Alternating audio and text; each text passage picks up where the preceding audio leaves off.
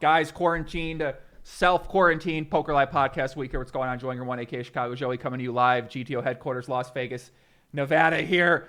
We're all going through the coronavirus quarantine right there in the world, guys. And I'm going to try to bring you guys some podcasts this week to at least have an hour or two of a little bit of, I guess we're going to be talking about the coronavirus a little bit. So wouldn't say you can escape the coronavirus discussion, but I'm going to be trying to bring on people from the poker world and people that may recently have left the poker world this week, and we're going to talk all about it. We got Perkins today. We got my man Doug Polk, the Supreme Leader, back on YouTube tomorrow. Rob Young Wednesday. Mike Mcdonald Thursday. They're all involved with this in their own way. So joining me today, one of the most legendary guests in the history of the podcast, always fan favorite, always puts out great stuff, great wisdom that people seem to really, really enjoy out there. And I know he's been closely following the coronavirus stuff. He's been tweeting about it a lot on Twitter. He's all over the world. He's a traveling man. He was supposed to play the Galfond Challenge against Phil. I don't know if that's still going on at some point in time, or I think we might be on hold right now in terms of seeing what's happening with the coronavirus. So we're going to talk more about that, talk some poker, answer your questions out there, talk about how to think about all this kind of stuff like that. And that's it, man. BP's in the house. What's happening, BP? How's it going, man? Going all right. I mean, considering, there's a lot of adjustments lately going on in my house with my family, et cetera, as everyone is going through. And so it's mainly focused on preparation, learning, contingencies, things like that. Yeah, as you see, you guys are just trying to get yourself educated about what exactly is going on right now, because obviously unprecedented type of situation happening. So it's there's no playbook for how to deal with this in 2020. Yeah, it's we're trying to learn as much as we can, and I'm trying not to touch my beard as much as I can. I have to shave it now because when you have your facial hair, you're just naturally doing this type of thing. But I'm trying to learn as much as I can and be prepared, and that's communications, medicines, food, security, whatever security means for you, and contingency plans. And one of the first things I learned about, or what I look into this virus is, how contagious is it? Okay. And then what is the hospitalization rate? What is the bad things rate? Because it's not just you die, right? You also can just go to the hospital and go on a ventilator, right? There's 5% to 10% of the people that need to do that. Probably doing 10% of the people need, including in that is the 10% of the people that need to go to the hospital. I don't want to go to the hospital, right? And then people that have severe, like a pneumonia, or you feel like you're going to die, but you don't necessarily need to go to the hospital, all the way to I don't feel a thing, right? And with exponential growth, those numbers get pretty big really fast. And so, the reason why we don't die as much as people died in 1918 is because of the medicine we have, right? So 5% of the people require a ventilator. All right. You're like, well, they got ventilators. That's fine. But if 1 million people get sick, you realize there's not that many ventilators. Right. There's not that many hospital beds. Right. And all the hospital beds and ICUs that have ventilators and infectious disease wards, some of that's already being used. So you quickly come to the realization that, okay, we don't have the luxury to allow this thing to spread at a very high exponential throughout society. And so we have to take drastic action ahead of time. Right. And it appears that people on Twitter, right? I follow a lot of smart people on Twitter. So my timeline is full of people who are retweeting doctors and sharing people's experiences from these different countries. And then you have a lot of smart people that are saying, hey, you guys got to get the fuck off the streets, because the more that you guys are around each other, the better likelihood that it spreads and keeps spreading, and then it just kind of keeps growing exponentially from there. So when you see something like that, right, what are your thoughts? Because you can only have so much influence on the circle of people that you're around, but there are hundreds of millions of people who aren't on Twitter, who aren't on Facebook, right, who aren't in our networks or in our circles, who don't follow these same people, who don't necessarily believe that, or they're not even aware of what exactly is going on or why it's important to do this. And it appears that these guys are getting caught up very slowly and still congregating in these big gatherings. And it can be frustrating, I feel like, for people to have to witness that and see it taking place. Yeah, I mean, one of the things I try and do with the platform, the mini platform I have, I know, everybody who is there has a mother, a father, a brother, or sister that can go outside the Twitter sphere and change behavior even a little bit. Right. And So just as an exercise, let's take 60. Well, I want you to do 1.1 to the 60th power, and then do 1.2 to the 60th power. Tell me what that number is. You got a calculator there? No. Do you have a calculator? All right. I mean, while I'm talking, I'm going to do this. And the reason why I'm going to do this is just show you the difference in 60 days, behavior change can have, right? So if you do 1.2 to the 60th power, right, you're going to get 56,347 and some decimals, right? But if you take that down to 1.1, you have 304, right? Right. It's that big a difference. Small changes in behavior now have a massive impact. So even if that's just, hey, we go down a 0.01 from people washing their hands, that's great. Half the people start distancing. People start distancing. That's great. Mm-hmm. So even these small changes in behavior have massive impacts.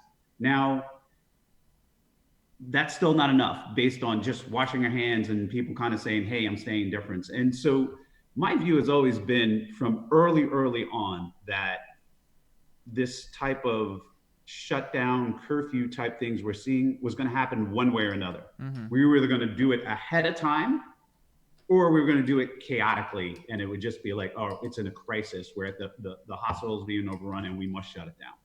But it had to happen one way or another in my mind. It was a certainty to happen.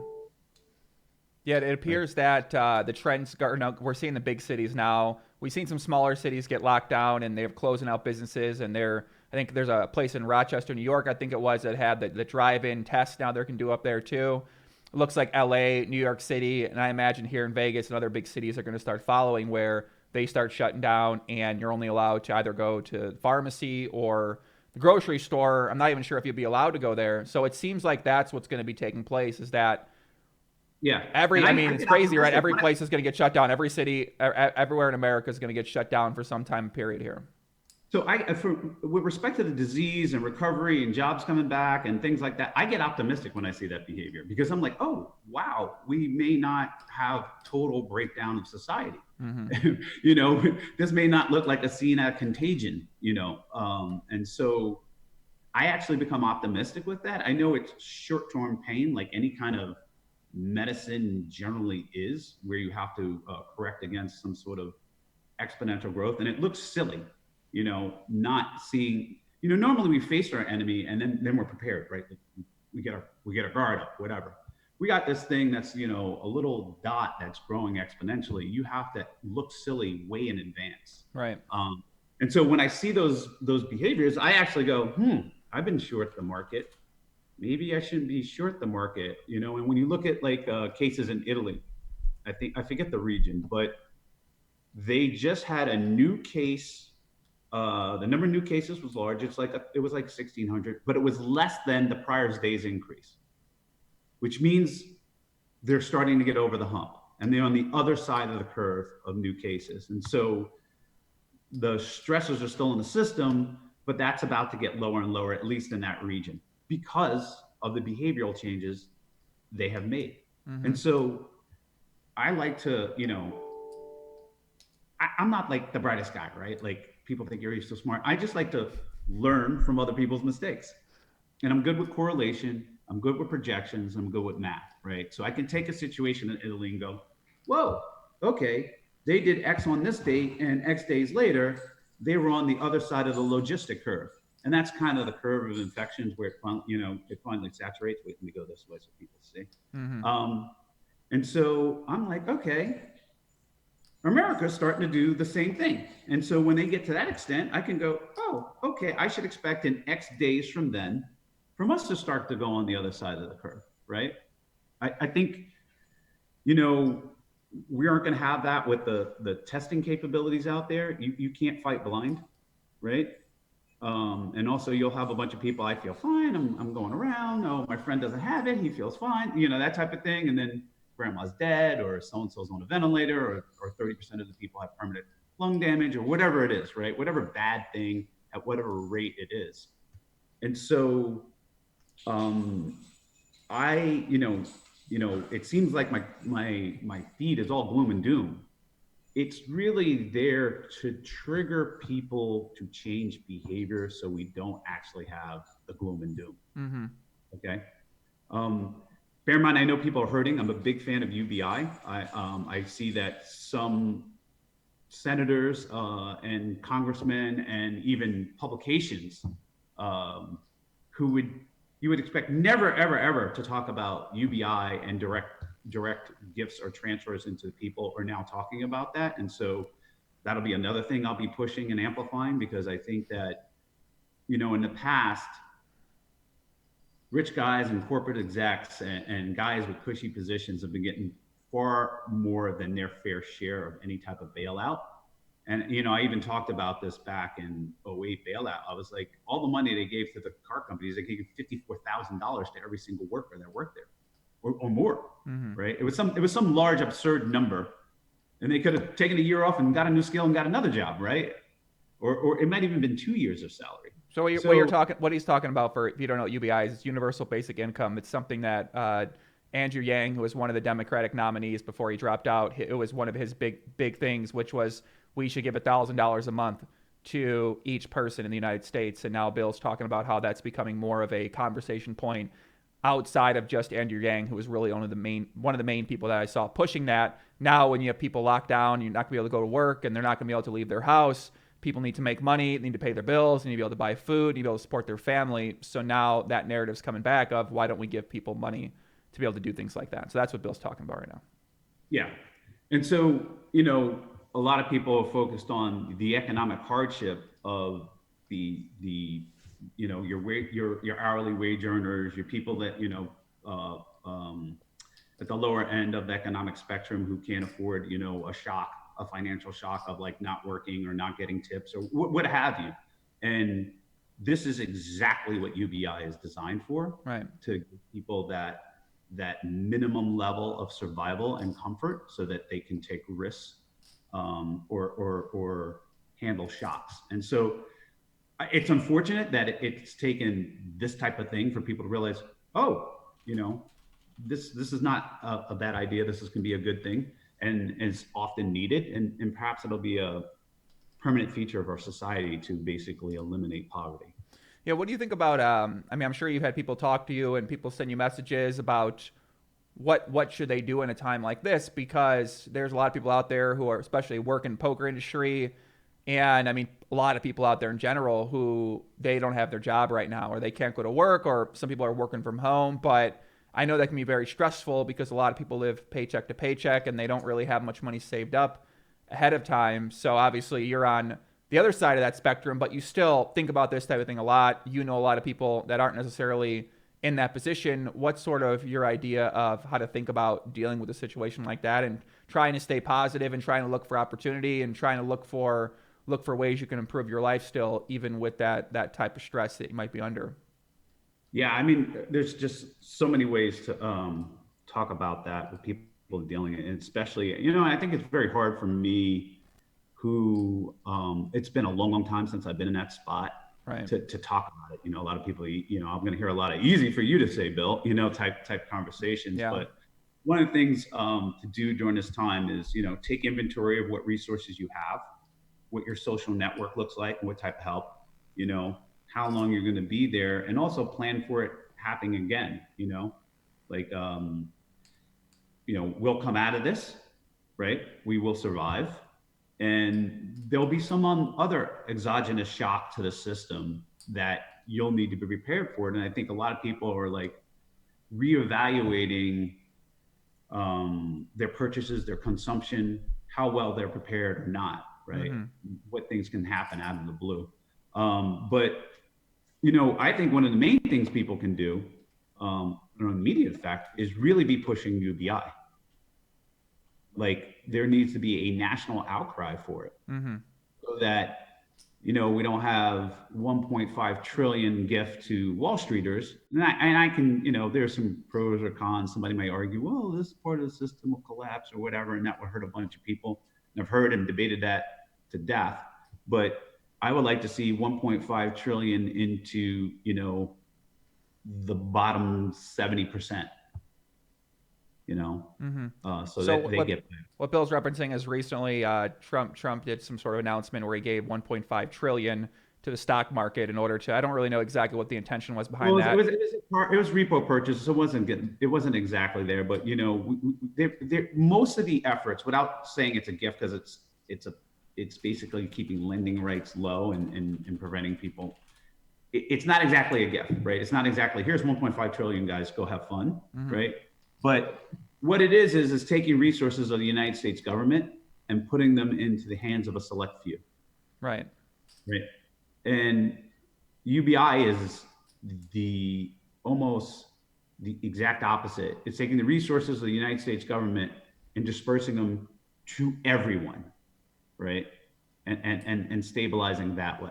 And so, I'm generally against many forms of handouts, but if you're going to take our resources and hand them out in any way, whether it be a loan or buying bonds or making it easier, any way, I'm more for a direct, no strings attached to the people who need it most. Not this, well, we're going to bail out GM or we're going to bail out so-and-so, and that's going to help, trickle down and help this union guy and that whatever, when you could have just gave money straight to the union guy, right? He knows what to do. Right. And it seems like that's not been something that whoever's wanted to do anytime in the past. So it seems like there's been people that have been advocates for that to some degree. And it's something we're starting to see now more of with the difference between the rich class and the people who don't have much money. So now it's becoming more of a discussion. More people aren't happy. More people are outraged. So, and now with this sort of taking place where people can't go to work and can't really make money because now they're going to be quarantined inside their home, it makes sense to really. And now people seem to be upset about this too as well, because then you say it kind of people are really upset about this idea of giving out free money to people. I mean, I don't know why. I just a lot of people talk about this guy's so rich and that guy. I don't give a shit how I never give a shit how rich a guy is. I cared about how poor a person can be. I care more about the floor than the ceiling, right? I don't want any ceiling on anybody. You know what I mean? If you have a castle on Mars and you own the whole of Mars and it has slides and jets and whatever, it doesn't affect me. I don't care. Right. Right. It's not a zero-sum game. Okay.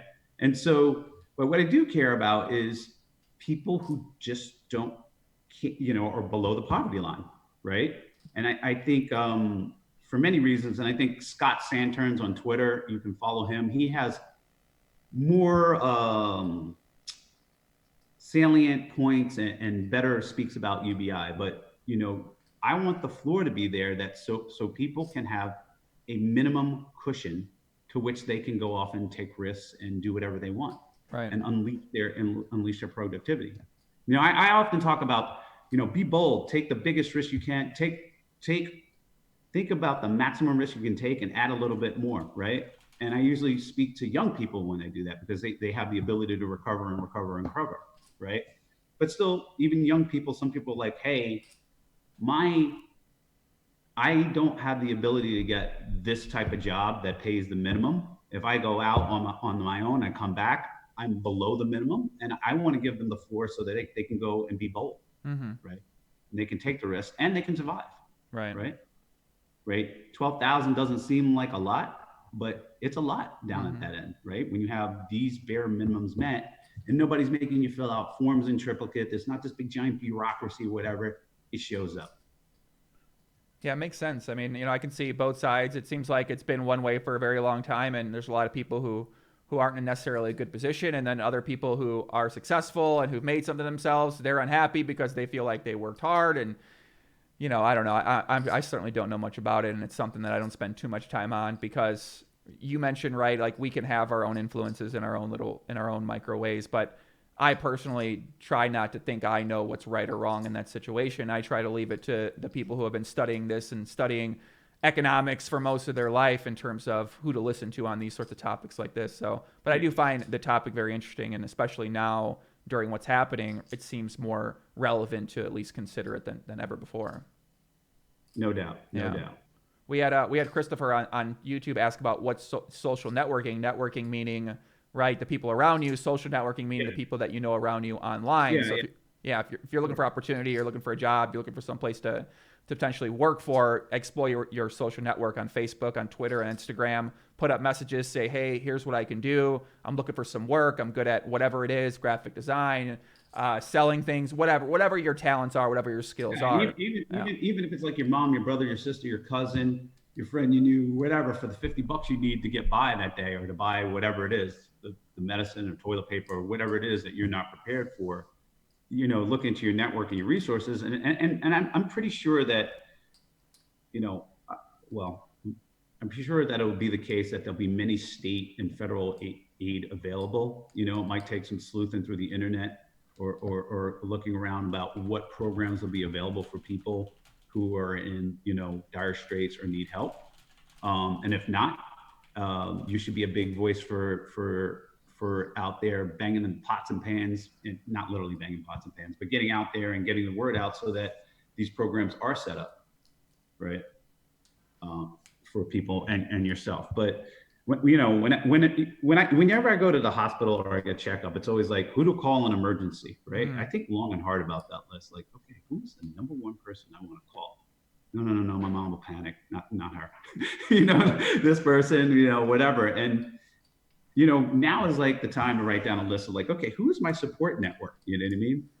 I'm stranded on the side of the road. I need $100. I Right. need a job or a reference or whatever.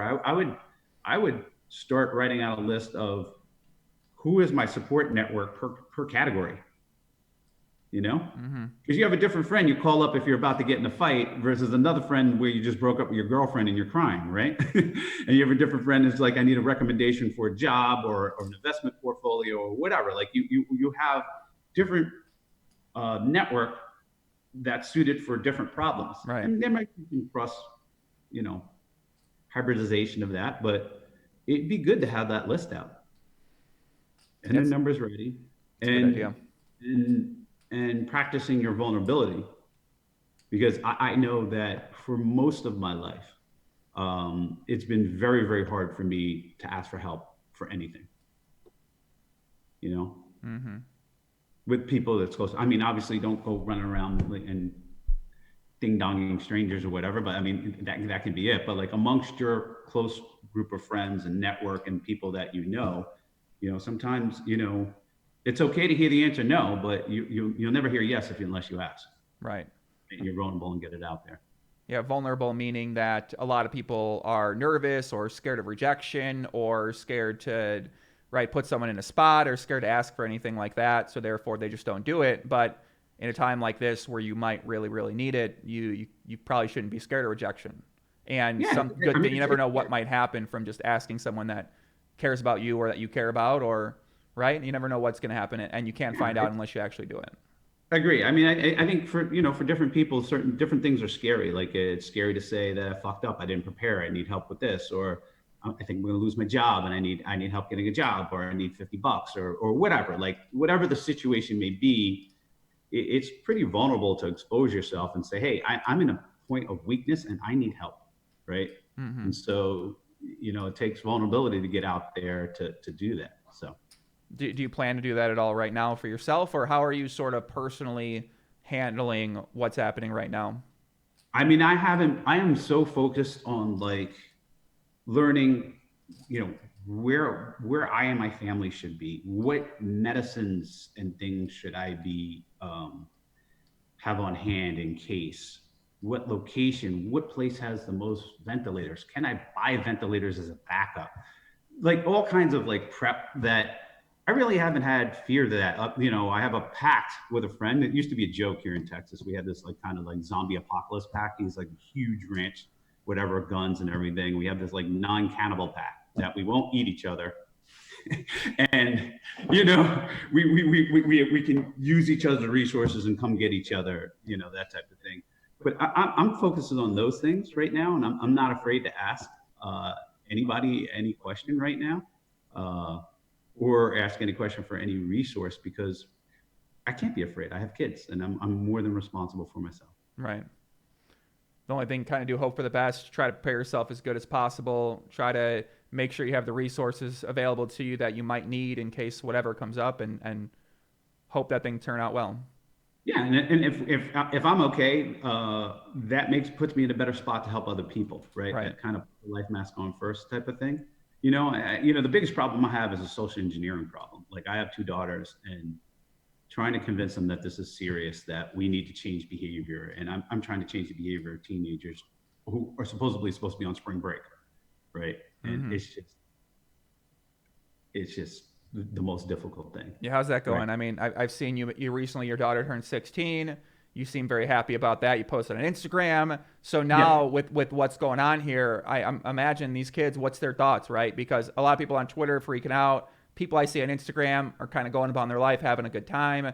What's the kids doing out there, Perky? Are they saying they don't have a care in the world, or what? There's just a basket of no's going on, and the no's are tightening up. And so my ex-wife is immunocompromised, right? And so people who are immunocompromised have a totally different risk profile than someone like me. Let's call it 10x or 20x, right? So risks that I would take, they can't take, right? So for me, I always use kind of the motorcycle example. I don't ride a motorcycle over a course of a year because there's a 1 in 10,000 chance of dying. And I like riding a motorcycle.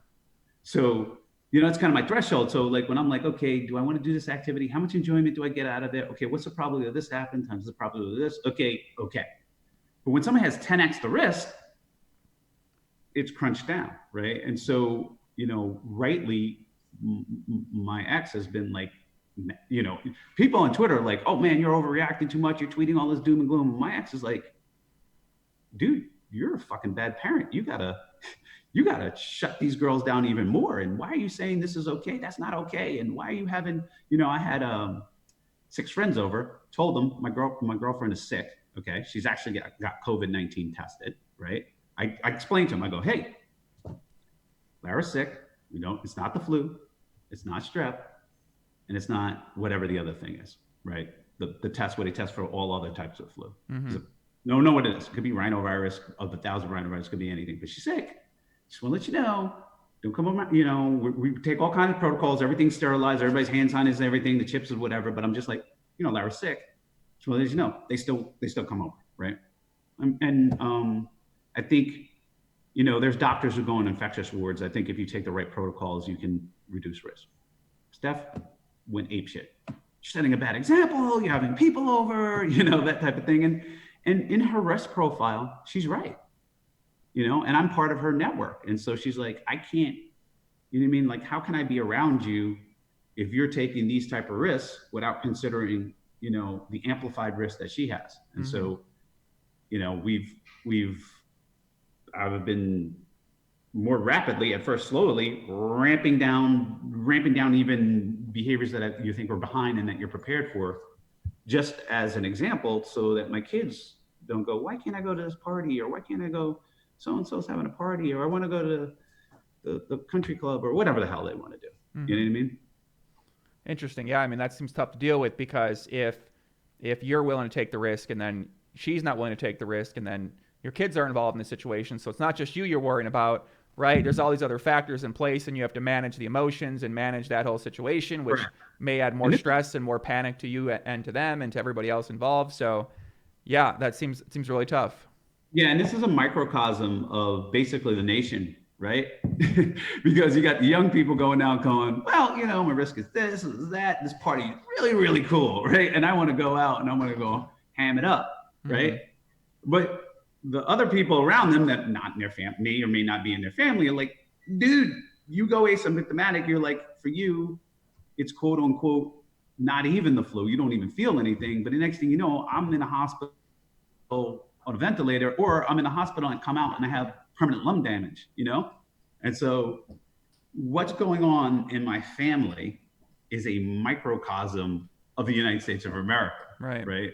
And eventually if we're all being adults in a room, we have to shut it down. Right. We have to shut things down. We have to take drastic measures and change behavior now. If we had a society like, I don't know, South Korea, or very like obedient, disciplined, diligent society, right? maybe we could go about our business. And we had ubiquitous testing, and every time you went in, you could get tested and X, Y, and Z. Then maybe, the impact, we're not worried about it going super exponential, right? Mm-hmm. And we won't overwhelm hospitals. We can go about our business, but we don't, right? We don't, and we don't even have. I think it wasn't until recently, until we have consensus amongst the leadership that, hey, this is very, very serious. BP, how controlled do you think when the media puts these things out there, right, and puts out this information, how controlled do you think this is, right? Do you think that if because the big question people have is, why aren't there more tests out there, and why aren't these things being done, and how can there only be this amount of positive results? There's probably hundreds of thousands. So how controlled do you think the actual media itself is, and coordinated these guys work together in terms of pushing these messages out there to the general audience and general public, so that it doesn't induce an even crazier panic than we've potentially seen already in terms of how people are stockpiling up resources that they might not actually need? Well, I mean, because I'm just saying, from my perspective, right, I create media for Poker World, so I'm right. very aware of the impact that I could potentially have in my own niche in terms of how I can shift perception on certain topics. So obviously these guys are at the top of their field, and they're legends of this kind of stuff. The politics is the biggest game in the entire world, it seems like. So they're thinking about all this kind of stuff. My beard. Here am I touching my beard in my house. But I would, I think it's more incompetence and lack of preparation than anything, and regulations. In the tests that are available that other countries are using, that are working just as effectively as our shitty tests, right? Like, because no test is perfect, right? That's a huge approval process. So Roche just had their test approved that can, is, I don't know, 10x, 100x the number of tests per day. That's a headline out there you can see, which will speed things up. But that took some time, right? And I retweeted that, right? Like, it had to go through all these hurdles within the FDA. And so, trying to not get too political, the fact is that we have many, many regulations that impede progress. And in a crisis, it really shows up. Right. Right. It really, really shows up. Wasn't there all this kind of comes down to money, it seems like, right? With the Roche, or what you mentioned, the Roche test, right? Is that it kind of depends who's working behind the scenes, who's working with who. And it all seems like it all comes back to business in a lot of ways, in terms of who gets these contracts to officially make the test. Whereas there's plenty of companies that could make these tests, but they're not approved to make the test because they're not approved partners with whoever the people that are in charge. I'm smiling because you're hitting on one of my major points. A lot of people think the regs are there to protect you. The regs are there to create a moat for other businesses. Right. So it's so expensive for you to come in and compete, you never try. Right. It's just, I follow this website called Crime a Day, and it just goes to the Federal Register, which has just more crimes than you could ever read in your entire life. Like, I make that a prop bet. You got to read the entire Federal Register, and there's just all these silly laws, and you're like, oh, then you start to realize many, many, many of these laws were for some industry to create a moat or make it difficult for new entrants to compete. And nowhere is that more true than in healthcare. Yeah, I think a lot of people, myself included, who haven't spent much time paying attention to the healthcare system are realizing how out of line it seems to be in terms of actually benefiting the actual population of America. And then you look at other countries and see the way that they do it. Then you look here and you kind of wonder, why is it so different? And I think it's obvious why it's different, but it just kind of makes me personally think in terms of what direction do I want to go with my life moving forward, and do I want to stick to the community that I'm in, or do I want to try to get out there and potentially do some good for people or for the world or whatever on a different scale? And I guess, have you ever thought about something like that too, in terms of getting involved in that space and trying to help people out in terms of the healthcare world? Or do you feel like you try to help people out in your community and your family and your friends, and that's the main priority that you want to focus on for yourself? I think, a lot of times to get something done, it requires the enrollment of a lot of people, even if it's just political or opinion. Tearing down a reg or two, will save people's lives. And so, how you make an impact, you can make an impact a lot of different ways. You know what I mean?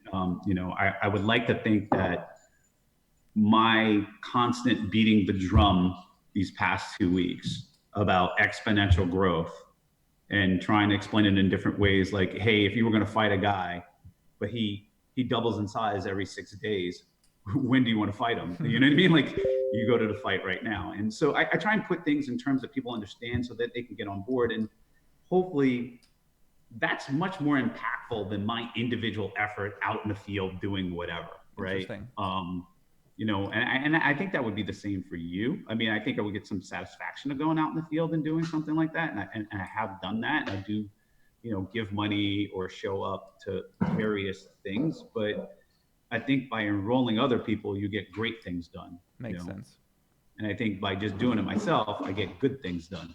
So you think it's probably better to, I was watching the guy, there was this guy, I think his name's Boyden Slot or something like that. He basically invented some machine that goes to the ocean and brings up plastic, and he was on Joe Rogan. And I was thinking, well, why am I spending my time in poker? I could be creating the machine. But kind of what you're saying is that you want to invest in the machine makers themselves and then continue to spread your message in terms of the way that you can, but not necessarily get so hands-on with that type of work, but find the people and invest in them. Yeah, there are situations or things where I'm the guy. Right. Like, I'm at the front. I'm at the tip of the spear. I am the guy in the ground making the thing or doing the thing or whatever it is, right? Like, and that's true for everybody. It's like, nope, you're not the guy behind the guy. You're actually the guy, right? And so, but most of the time, I'm the guy behind the guy, giving a piece of the guy, promoting the guy, right, showing everybody what wonderful things the guy is doing and his organization is doing and that type of thing and getting it going. And that's probably the part for me to play. Everybody's got a part to play in life. Now back in yours, that's one of my favorite sayings. But I got a part to play. You got a part to play in life. And depending on the circumstances, our parts change. Right. Our roles change. And so my role I've taken it on is to be a megaphone for behavior change and awareness, right? And so if people have changed their behavior just a little, they've actually changed the outcome a lot, right? And that's the thing with exponential growth, right? You got mold growing in your house, it grows exponentially. You got to take care of it now, or next thing you know, the whole house is gone, right? And so that's one of my things. And if people are taking it to heart,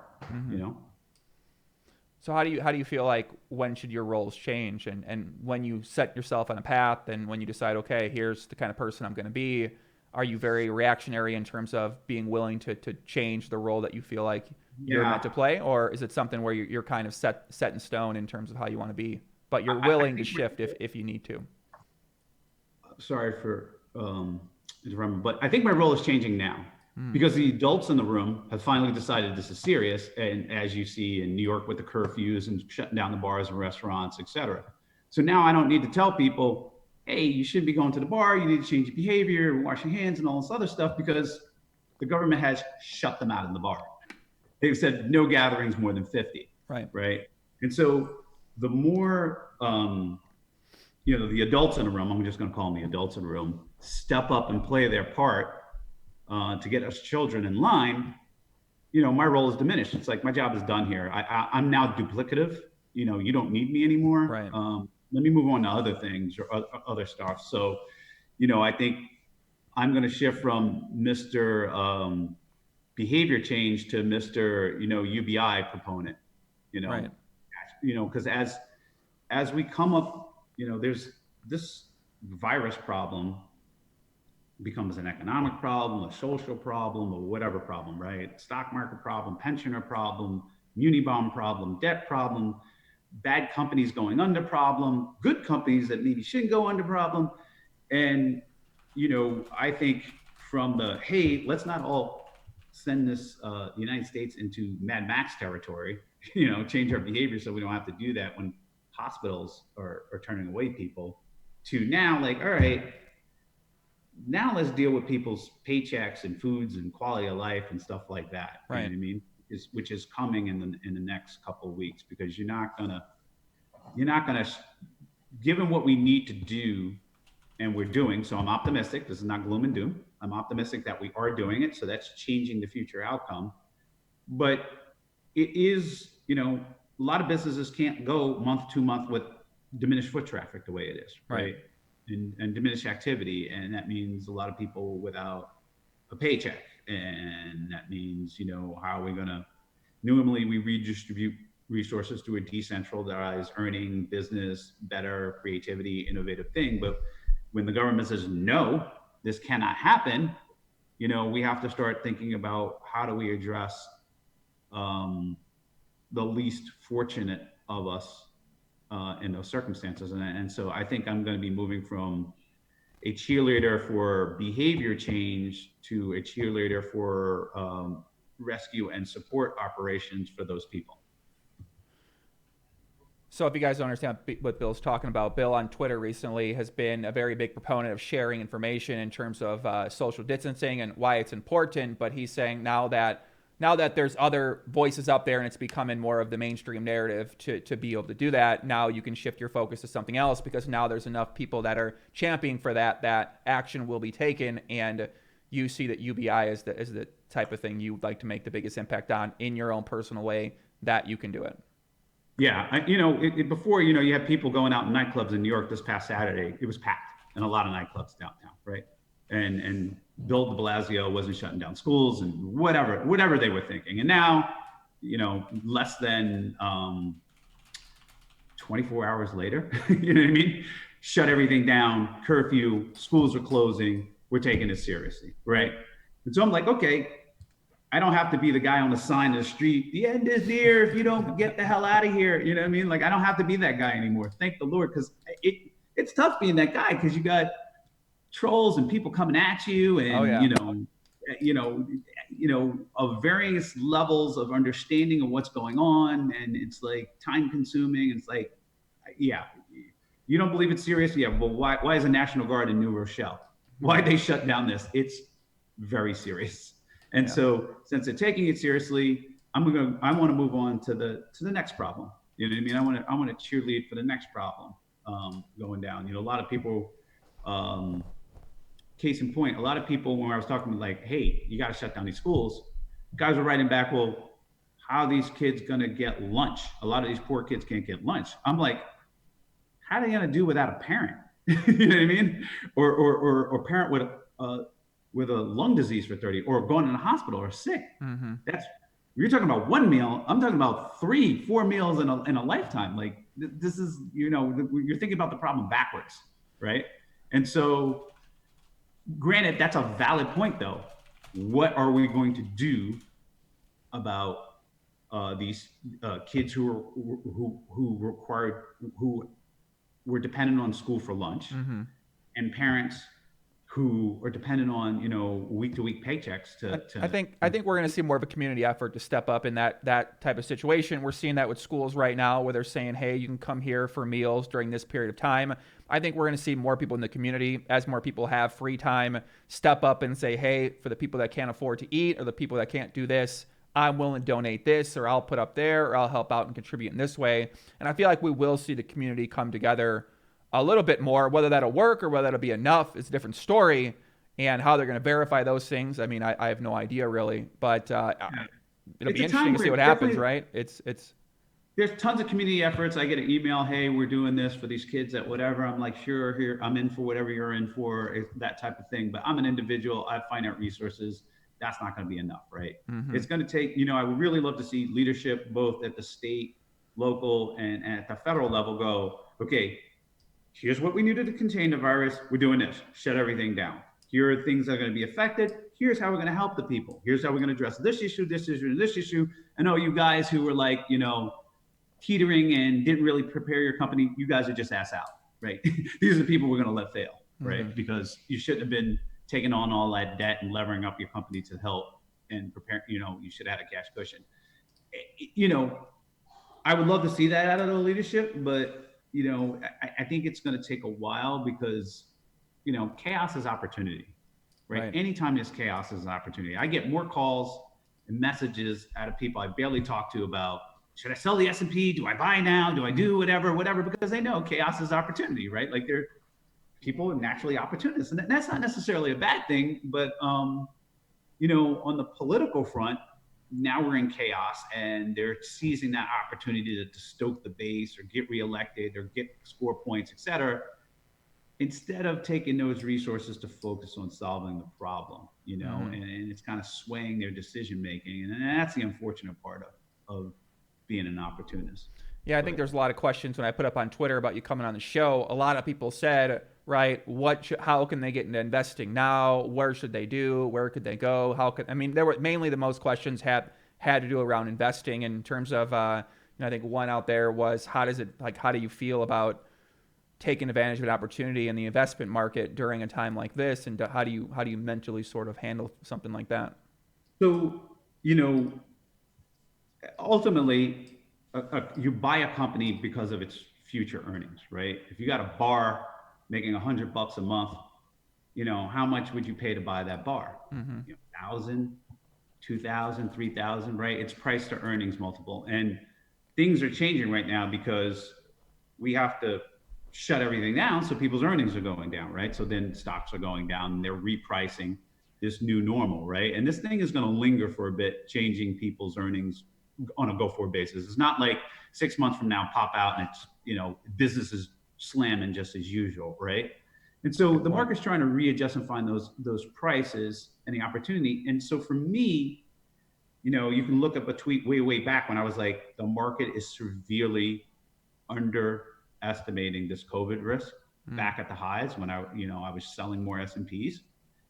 And now the market is starting to adjust for that risk, and whether it's fair, right, cheap, I don't know, because what determines whether the market's a buy is our behavior, right?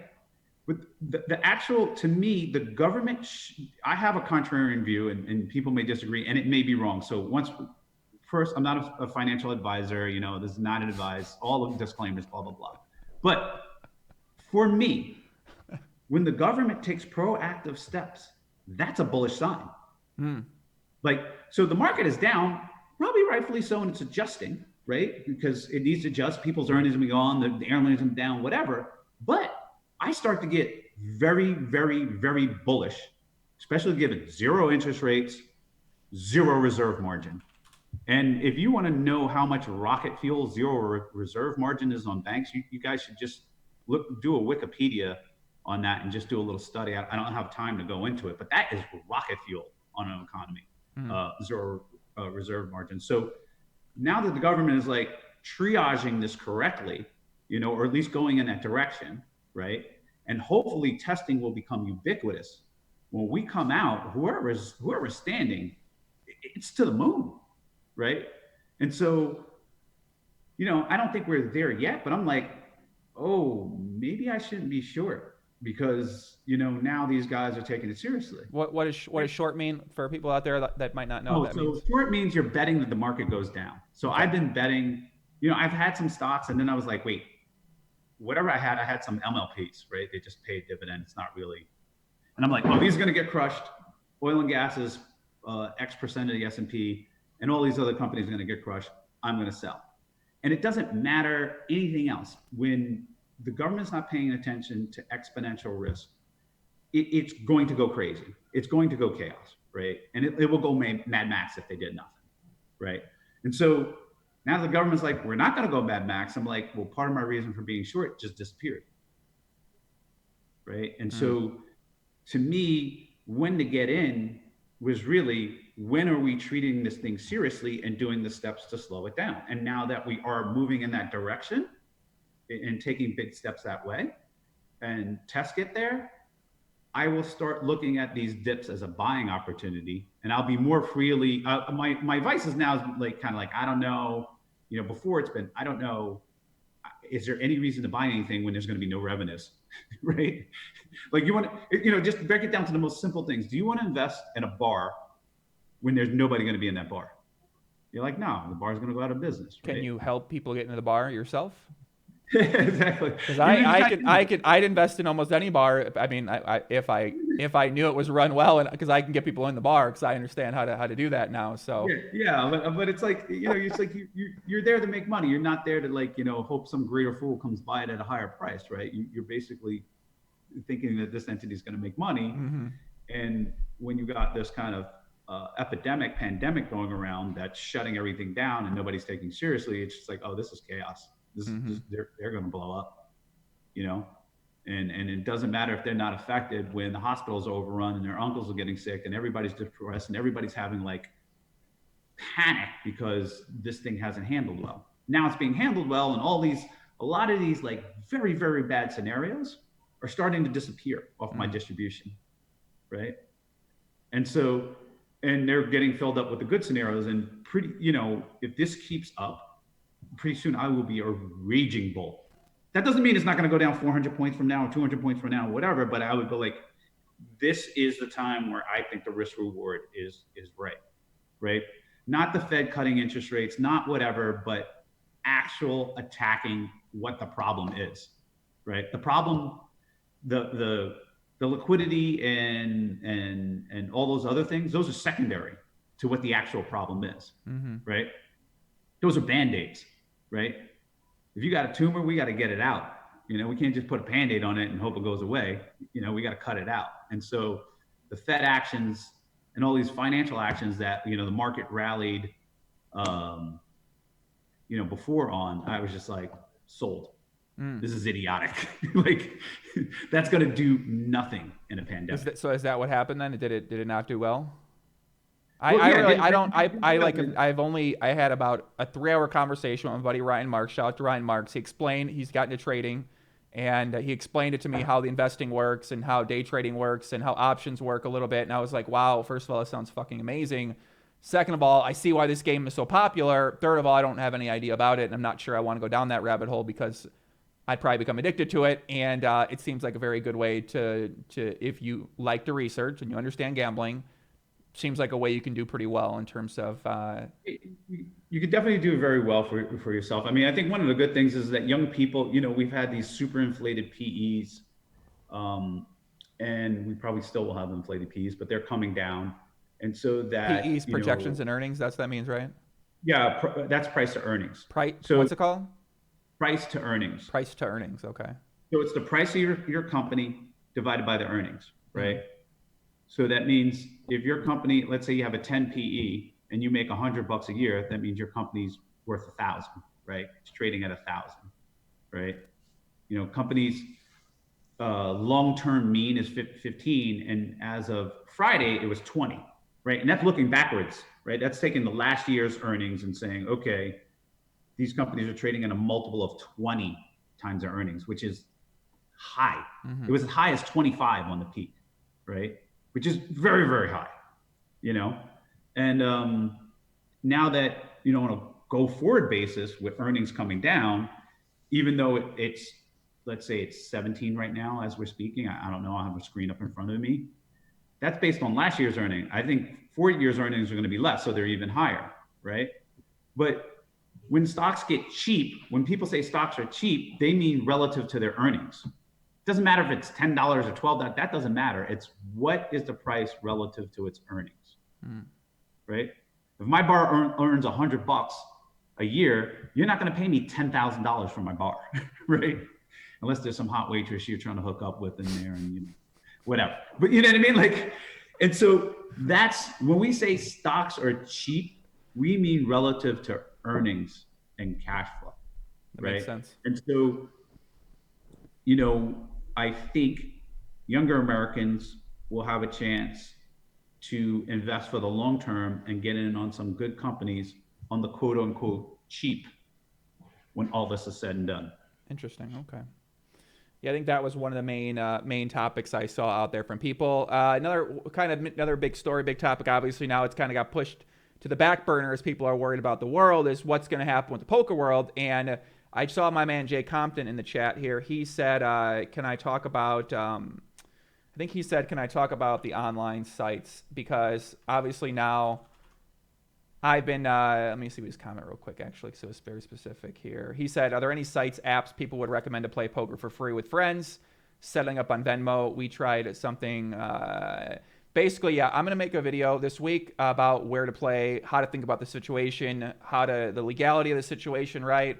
What to just know about running a game yourself, joining a club yourself, joining an app yourself. I've been playing in one of the clubs I know of as well. It's been going well. Shout out to Potman Omaha, the great game.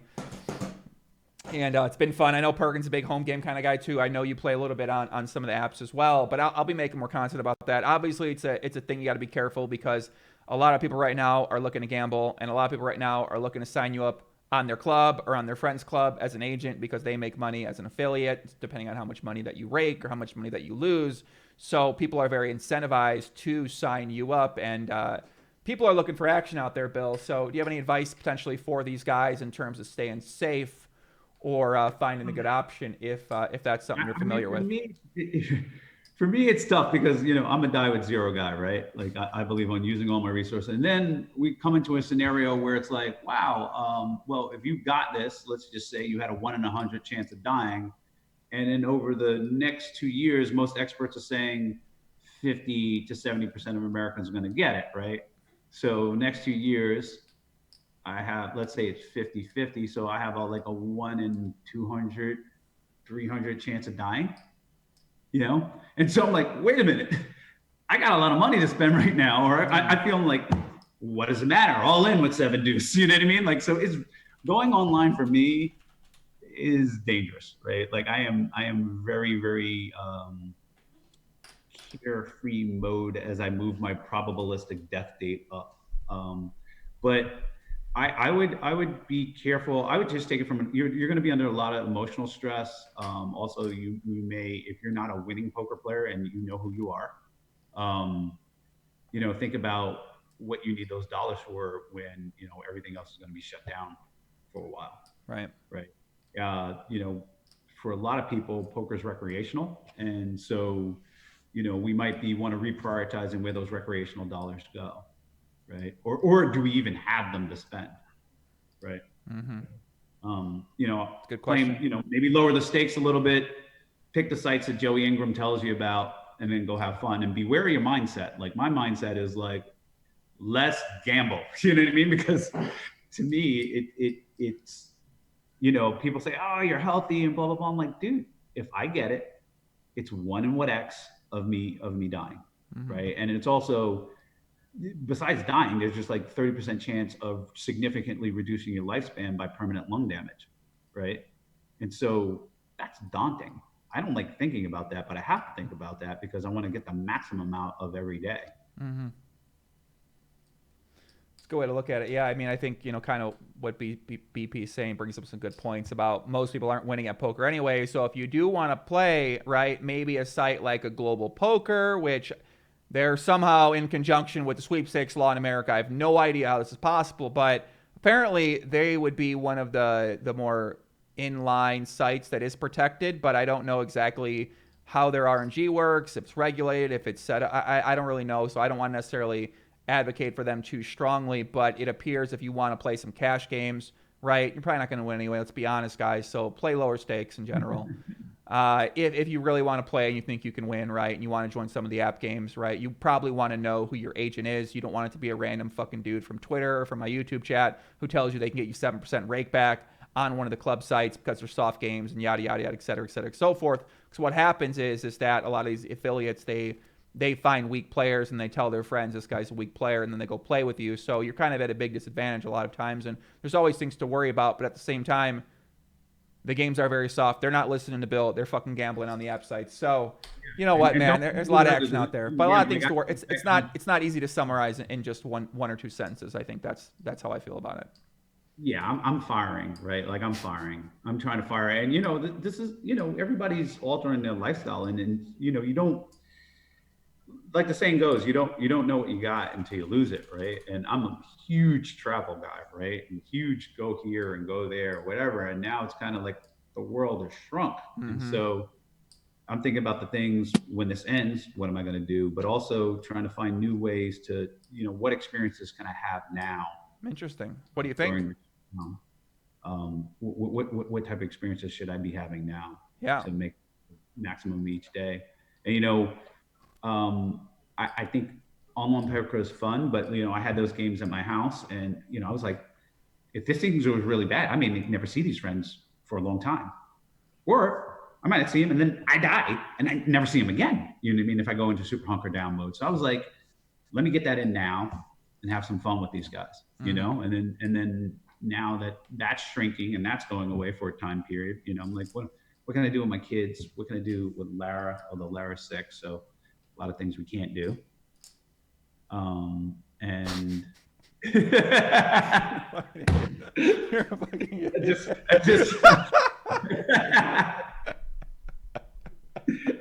that in the book is way. Look We got a where your chapter. mind went. Look where your mind Do we went. got a chapter of that in the book? Listen, BP. I mean, kid like yourself. I mean, is that in the book? Are we going to have chapters about how to spend time with your significant other in the book, or what? No, we don't have that in the book. No? It's more, the book doesn't tell you what to do. It doesn't say you should live your life this way, whatever. It tells you, given what you want, how to get the most out of it, right? There's very little like do this, do that, right? It's not a cookbook. And right? by the way, we're referencing Bill's upcoming book. It's scheduled to be up May 5th. It's called Die with Zero, Getting All You Can from Your Money and Your Life, which I do believe, I know Bill had this idea for a long time, but I remember we talked about this in one of our podcasts, and then it's crazy to see it now become an actual reality where we joked about it being a book. We talked about it being a book numerous times, and now it's actually a book that you're recording in the studio, you're recording the audio. Pretty insane to actually see it come to fruition here, BP. Yeah, it is. And as I was reading the audio book, it was daunting, and I was like, oh man, I got to put this out in the universe, and I got to get, I'm going to get smashed by some people. There's going to be some things that people want to critique, but it's good to finally, it's great to create something and put it out in the universe that you think is going to help people, so I'm excited about it. Is it still planning to go out on May 5th? diewithzerobook.com. That's diewithzerobook.com. You can go there. Why don't we put that link up somewhere? People can go pre-order from whoever your favorite place to pre-order is from. There's nuggets in there for everyone. Yeah, I'll definitely, whenever that comes out, I'll be giving a couple copies away to people up there as well, too. And as someone in the chat said, it might be getting a lot easier for everybody out there sometime soon. So, hey, I mean, listen, maybe we move that date, that book date up. I don't know. But I'm sure you have a whole plan rolled out. But obviously this impacts that because I would imagine a lot of press is in there, too. I don't know how much you plan to do traveling in terms of maybe a book premiere, those sorts of things like that. Yeah, originally I was supposed to go, I was supposed to go record the audiobook in New York City, and that got canceled. And I was supposed to meet with the Wall Street Journal and a couple of people who are going to write a review or whatever, say something about it, bad or good. I don't know if it's going to be bad or good. And those meetings got canceled. Those are all Zoom and Skype. And then I was supposed to be in New York City for 2 weeks starting May 5th. But that seems unlikely to happen as of now. Behavior is changing, and maybe the tests will be ubiquitous, and maybe I will be in New York City May 5th. But everything's very fluid right now, so nothing's set in stone. We're optimistic, but the release date is May 5th. That is not changing. Okay. And I'm pretty much staying in integrity with my publisher and agreeing to do what I said I would do when they cut a book deal with me. Right. Chip Magnan said, "Die with zero. I don't have to work hard to achieve that." Well, I mean, well, it's not also about like the dying with zero, whatever. It's also about planning and organizing your life. I told Jeff the other day, life is like Tetris. You got to get the order of the experiences right in order to get the maximum value. And so there's a lot of that in there as well, right? Interesting. You don't get married at 17 and have kids, and then go hella skiing, and you know what I mean. Like you got to get the order of the experiences you want to have in your life right in order so you can pack them all in and get the maximum life experience.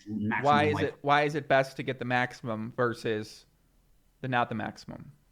You don't. Why is more better? Why is more better? I guess they could say. Well, it's not more because it's only more of what you want.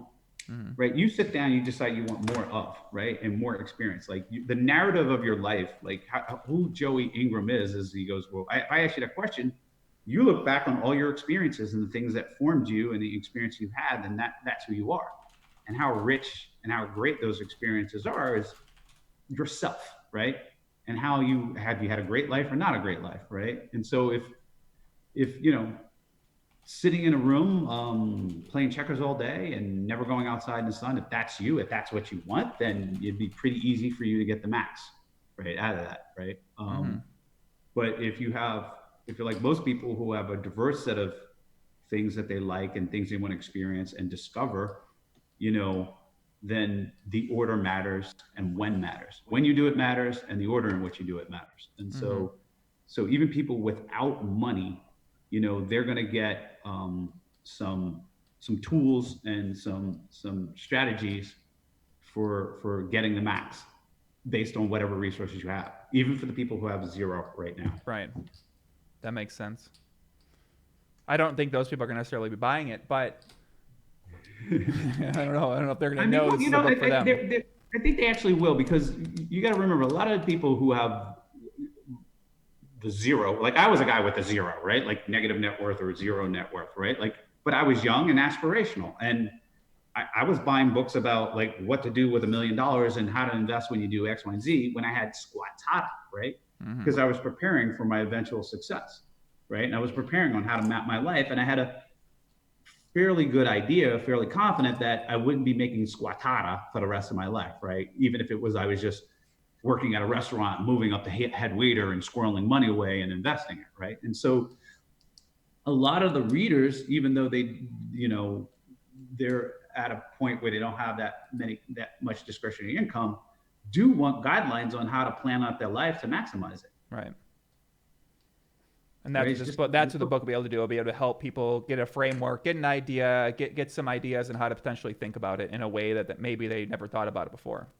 Correct. Yeah, makes sense, man. I'm excited for it to come out. I'll definitely be checking out and do more content when that comes out as well too. And what do you think? So World Series Poker, right? Obviously that's scheduled for end of May, and 6 weeks here in the desert. What do you think, Bill? Going to happen or not going to happen? What are your thoughts here? So when Timex was putting that bet in at 12-1, I said I'd do 10 or 8-1, but I didn't want to ruin his action, right? Like I was just like, there's no way it's 10-1. To me, it felt like 50-50 at the time when he did the bet, right? I was all the way down to 4-1, but nobody's really going to lay that. If you change behavior and you test enough, you can have a smaller version of World Series of Poker. I think that's an underdog. Right. And that's tempered by people, Vegas is all about the money and the economics. And they may do things that are not in the best interest of anyone, especially people that they suck Hoover money out of, right? And the fees, et cetera. So I can't say it's definitely not going to happen, because behavior can change. And also we have this other competing force, right? Like public health is not their number one priority, right? Right. Their number one priority is making money for their organization, and they make money by having butts and seats and people buying stuff roaming through the casino. So that's the part that scares me. So I think it would take a massive, I just right now can't foresee me going to that in any way, shape, or form. Right. What I'm thinking is that it'll be an online series. There'll be a big online series. Other online sites will try to get in the mix. ACR, I'm sure, will hop in the mix too. I do think we're going to see the main event no matter what. Maybe a small schedule. I don't know if the main event will be in July. Obviously, it's going to depend on what happens to the rest of the world. It appears that, right, kind of what they talked about the other day was they would shut down some businesses, but they would potentially allow other businesses to potentially be in place. So we might see the major companies of the world potentially restart some of the major sports leagues. And with that might come casinos in some capacity with different guidelines and different stricter regulations in terms of who you can have where. So, but most likely it's not going to happen at all in most capacity. But hopefully we see the main event. Maybe it's later in the year, right? Maybe it's October, maybe it's September, something like that. Yeah, if you say it's going to happen in October, then it changes everything. I mean, like I said before, and I pinned a tweet that's about exponential growth. with respect to COVID. I encourage everybody to take a look at it on my Twitter feed. It's a video that explains it, and you too will now understand the math behind it. That small changes now. What's up? You're shocked here. Sorry, I just read something hilarious. Say this, and then I'm going to tell you because I just read one of the funniest things I've read in today. As we said before, small changes now have huge impacts in the future. And so if you said, hey, it's going to happen in October, well, I can't bet you either way. Okay, the Venetian Poker Room just tweeted up, due to recent restrictions issued by the Nevada Gaming Control Board, all play in the poker room will have a maximum of 3 players per table. What the fuck? It's a short game specialist. Yeah, exactly. 3-handed max at the Venetian, guys. If you want to go down there and play some short-handed, the Venetian Poker Room's open for business right now. The Orleans was 5-handed. I mean, why don't they just close the room, Bill? What's that like? Why don't you shut the room down? I mean, they have competing priorities, right? Their priority is not your health, right? Their priority is X, and so they're going to keep fighting for those priorities, right? Is to stay in business, right? They don't want to wipe out the bondholders, basically. That's what happened, right? What's that mean? What does that mean? The bondholders? So companies have debt and they have equity. Okay. Right. And the debt, when the debt has to be paid, or it wipes out the equity, right? And if the debt doesn't get paid, companies go into default and they go bankrupt, and the bondholders take a haircut, right? They're not going to get all their money back. Maybe they'll get some of it, or maybe they'll get none of it. It gets completely wiped out. All the equity gets wiped out first, and then the bondholders get wiped out, right? That doesn't mean the structure goes away or the building goes away, the employees. It just means somebody else comes in, takes over the company on the cheap, recapitalizes it, and hires everybody, hires the original people. Maybe not all of them, but most of them, and keeps running. It's the saying we have in the oil gas business. Well, it doesn't matter if that company goes bankrupt because the oil still flows. Somebody else just buys it for cents on the dollar, and the oil flows out, much cheaper, but they don't have these debt payments and all these other things going on. Am I speaking too fast? Are you following me? No, it makes sense. Yeah, I mean, it's like if you go bust on your house just doesn't disappear. Right. Someone else gets it. Somebody else comes and buys it, right? And so, the casinos have an obligation to their shareholders and the debt holders, right? And they don't want to wipe them out. So they're trying to get whatever revenue they can to make whatever payments they can so it doesn't go bust. Because when they go bust, all the shareholders get blown out. That means the people also who have stakes, like the management, et cetera, they have shares, invested options, that all gets wiped out, right? The bondholders take over the company, yada, yada, yada, right? And they get hurt. So what happens when we got the Wynn and Encore? They close down. So what happens in a situation like that? Who suffers the most? The Wynn might be capitalized enough to handle a shutdown for 2 months, and I applaud them for shutting down because they're doing the right thing, right? Like, the problem we have is we have mixed messages from people coming out, right? The Wynn and Encore say, we're shutting down. We shouldn't have people coming in, checking in, however many people can fit in that casino, 5,000, whatever, in the rooms, checking in, exchanging, and driving up this exponential growth, right? And infecting more people. They're like, we're going to shut down. Okay. And then you have other casinos like Caesars. 3 people max at the card table, right? And, come on in, but only sit 3 at a time and do whatever. I mean, it's better than nothing, but it's not really at the magnitude of what things need to get done. And so hopefully the Wynn has the resources to withstand a shutdown, right? They'll take a haircut. Things will be tough, but the faster we deal with this problem now, the sooner we can get back to normal. That's just the bottom line, right? Piecemealing it and half-assing it, it only does a little, and you never solve the problem. Right. It just seems like inevitability that these places are going to have to shut down at some point in time. So I guess they don't think it's worth taking. They don't take a hit reputation wise or brand wise, and by still operating, and so the loss only become like. I'm just trying to figure out what's the rationale from a brand perspective on why these places would keep going when the alert's so high, when all their companies are shutting down, when other casinos are shutting down. right? Is it really worth it for them to make that amount of money, but potentially take a hit and brand? I mean, they're doing very non-emotional calculations, right? Like they're like, well, if we shut down, we're going to go bankrupt. We're going to have to fire everybody. Mm-hmm. These people are going to be out of job for 2 weeks. You know, that's a crisis too, right? Like not, Right. not having money is a health hazard, right? And so they're like, yeah, we might kill 10 people here, but shutting down might kill 11 people here, or, worst scenario or whatever. So they're doing some cold hard math from their lens, from their optic, right? On what they should do. The problem is that doesn't work in a system, Mm-hmm. right? Because those people go in a casino, they mix it up.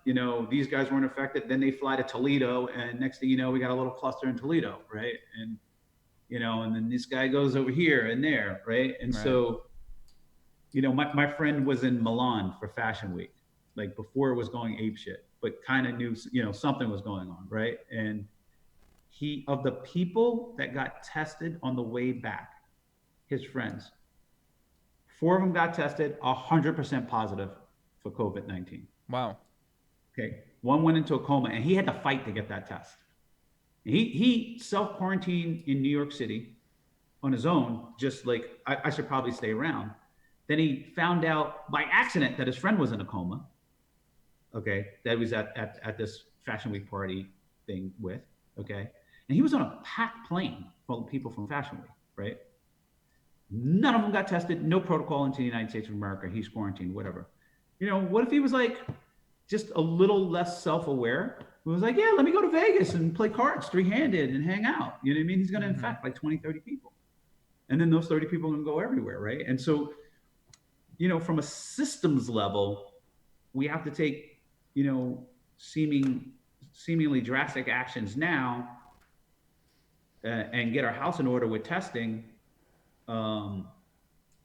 Whereas on an individual level, you might say, oh, my risk is this and our risk is that, so we're going to do this, X, Y, and Z.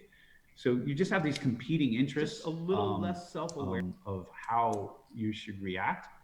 And, from my lens, it's like shut down the casino. But the casino might have very valid arguments on why they don't want to shut down. Yeah, I'd be interested to learn more about what those arguments are. But what happened with your friends, right? Are they okay? What's going on with them? One friend's still in his apartment. He said he's feeling okay. He's strong as an ox. He's a younger guy. But he's been sick, but he's just sitting there. They just told him to stay in there. But even calling in, they were giving him like bad information, like what date he should be out of quarantine, when he should be in quarantine. They told him to call back Monday, which is today, to talk to somebody who knows more about when he should come out, or should he get retested or whatever. But Wow. Eventually he's going to go upstate New York, get the hell out of New York City and just be on his farm. But it's interesting to know people who have it, right? What their experiences with getting tested and fighting to get tested, and where we are. And when he's telling me stories, I'm like, oh, this is going to be a disaster, right? Because he could easily have been out in the bars in Soho and the meatpacking district in New York. And when you go out, I don't know if you've ever been out in New York City, people, but when you go in a bar or a restaurant, it is packed. Yeah. Like, you are for sure infecting 5 to 10 people minimum in a bar or restaurant if you have COVID-19 and you're out in there. You're just squeezing through and coughing and moving around. You're just like this. There's no space cushion. There's no personal space in a bar in New York City. And so now that New York is, said, okay, we're going to not allow this to happen, and people are starting to take it seriously, I feel a lot better. Yeah. I feel a lot better. We're not nowhere near through this or not, but like I said, small changes have huge impact down the road. Yeah, I think we're kind of self-quarantined over here in Vegas and stocked up on supplies. Hopefully, you got to eat less food. It seems like a lot of people out there, I think they're going to be at home and they're not really going to know how to operate at home, and they're going to indulge in a lot of food, and they're probably going to eat most of the food that they have saved up potentially. So I'm trying to be at least aware of how much food I'm taking in, and I want to see exactly what happens in terms of with being able to order food in the future. Yeah, just try not to leave the house too much. I'm in a building here, so there's other people in the building. So in my eyes, right, if I got this thing, I already have the thing most likely. So there could be a good chance I was sick earlier this year, and you never really know, because if you follow along the timeline in terms of when this thing was actually came to fruition, and when you follow along with were people impacted earlier in the year, and were they diagnosed with the flu when they actually had this, but they weren't being tested for it, right? There's a lot of things out there, and a lot of information out there. So I'm just trying to stay pretty positive over here and try to make an impact on people whatever way I can in terms of my community, which is the poker community, and my friends and my family. So that's how I'm trying to handle the situation. Yeah, I think people stay positive and adapt. Right. You just adapt. And I hear you on the food thing. Like I'm. It's just like, oh, nothing to do, let's eat. You know what I mean? It's like eating out of boredom is a real thing, right? Yeah. And so really incumbent on me to like get, walk the street, walk the block, do some things, play games with kids. Yeah, people are saying I'm also doing a lot of vitamin C and vitamin D as well too. I know that helps to boost the immune system. Fruits and veggies are something I've been eating a lot as well too. How much of an impact those really make, no idea, but it seems to be an option that's better than worse, and I don't see what the downside is. So I think that we're trying to get a lot of vitamin D and vitamin C, and crypto holders zinc as well too. Zinc as well we have. Oh, one thing I want to really harp on is like sleep and your immune system. Mm-hmm. There's a great TED talk. Everybody's got a lot of time on the power of sleep and how your immune system really, really needs sleep. And so I can't emphasize that enough. And I'm not the expert, but I will point you to the expert who has a nice TED talk. I forget his name, but if you type TED talk, the power of sleep, or sleep, and it's a fairly recent one, you watch it, you will be amazed about that. And so a lot of people, we've been talking a lot about social distancing, changing behavior, preparing your house or whatever, but like the number one defense you're going to have is your own immune system, right?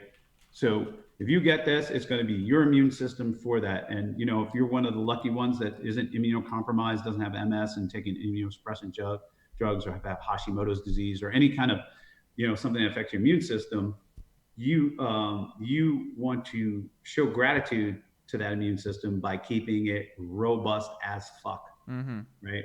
And sleep is super, super important. Everybody's talking veggies, vitamin C, whatever.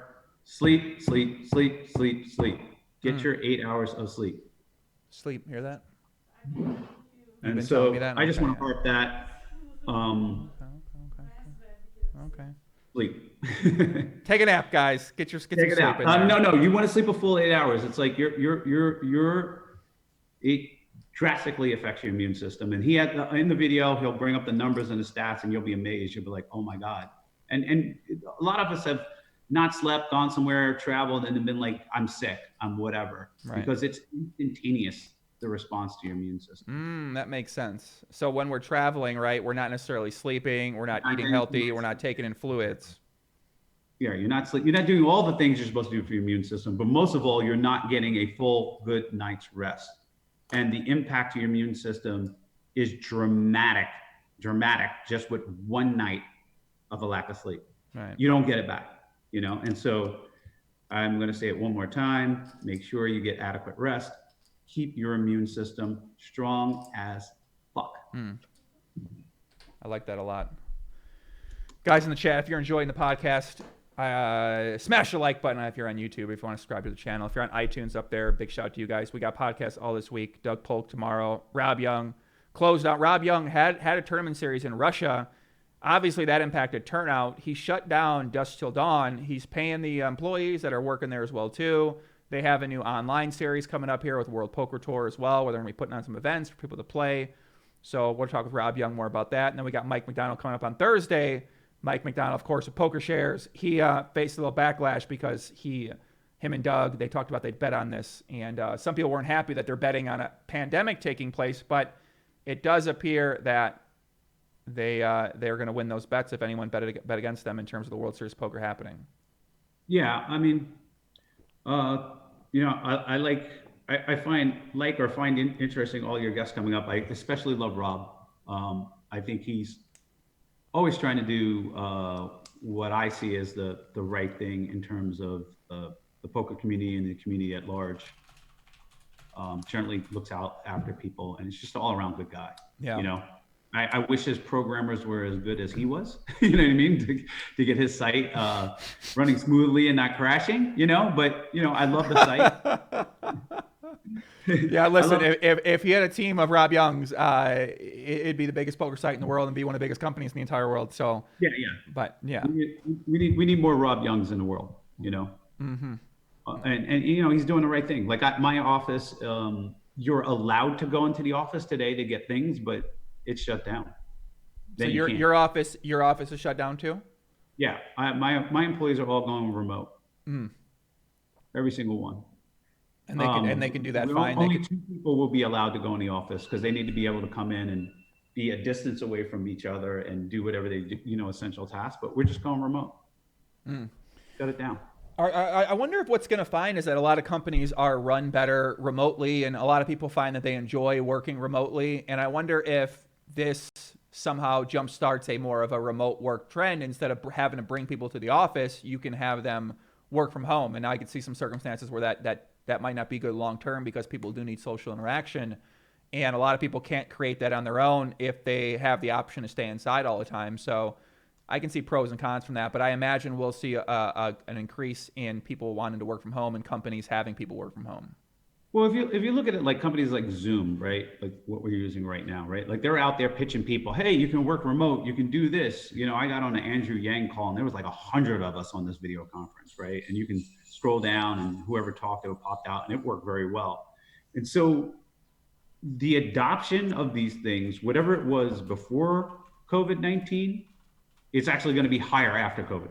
Right. I'm not saying it's a massive trend, whatever. I'm just saying whatever it was before, it's going to be higher, and you're going to get some stickiness there, right? You're going to get some, hey, this actually works better for my lifestyle, and actually I'm more productive. And some people maybe less, and they'll go back to work. But I think the percentage of remote working and also homeschooling is going up, right? Makes sense. There's going to be society pre-COVID-19 and after COVID-19. And I think there will be some significant changes in certain areas. So you think this is sort of like a technological shift of the world in a way where you have new technology introduced, like potentially the internet or like a Google. This will shift the way that culture lives and the world operates after this takes place. Yeah, I think you have a prompt, right? Like when you see an ad on TV, right? You already wanted the thing. It's just prompting you to buy. It's telling you it's available. Oh, I'll go buy it. It's a signal, right? And so COVID-19 is kind of like a prompt for remote learning, remote working, et cetera. And now people are like, hey, I tried, you know, people who would never have tried it are now being forced to try it. My whole office, like computers set up, blah, blah, blah. You're remote, right? We're going to learn whether we like it or not, or how many days we can do it, et cetera. We already, even before this, we shut down Friday just as a quality of life thing. I was just like, no more work on Friday. You know, if you have to, you can remote work, et cetera, but it was more like quality of life. Everybody needs to live a little bit more. Right. And then now we got this remote thing with Zoom, and, you know, certain areas will probably see a productivity decrease. In certain areas, it'll be okay. And we will probably let those people work remote. And I think that's experiment is happening in mass. Right, on a scale, an unprecedented scale, that could not have happened, or would, how about not could, but would not have happened without COVID-19. Right. Good point. All the bankers, JP Morgan, are like, we're separating them into 4 different offices. These guys are forced to remote. You're going remote. This guy's going remote. Whatever. All over the nation, schools everywhere are going remote learning. Right. Like my school, my high school that I went to, they're going to remote learning protocols. A lot of schools are going to remote learning protocols and remote work protocols, and it's by the millions and millions that are doing that during this period, during this whatever the shutdown period is, and it stands to reason that a certain percentage of them are going to stay that way. Right? That would not have happened without this prompt. It's a really good point. That's true.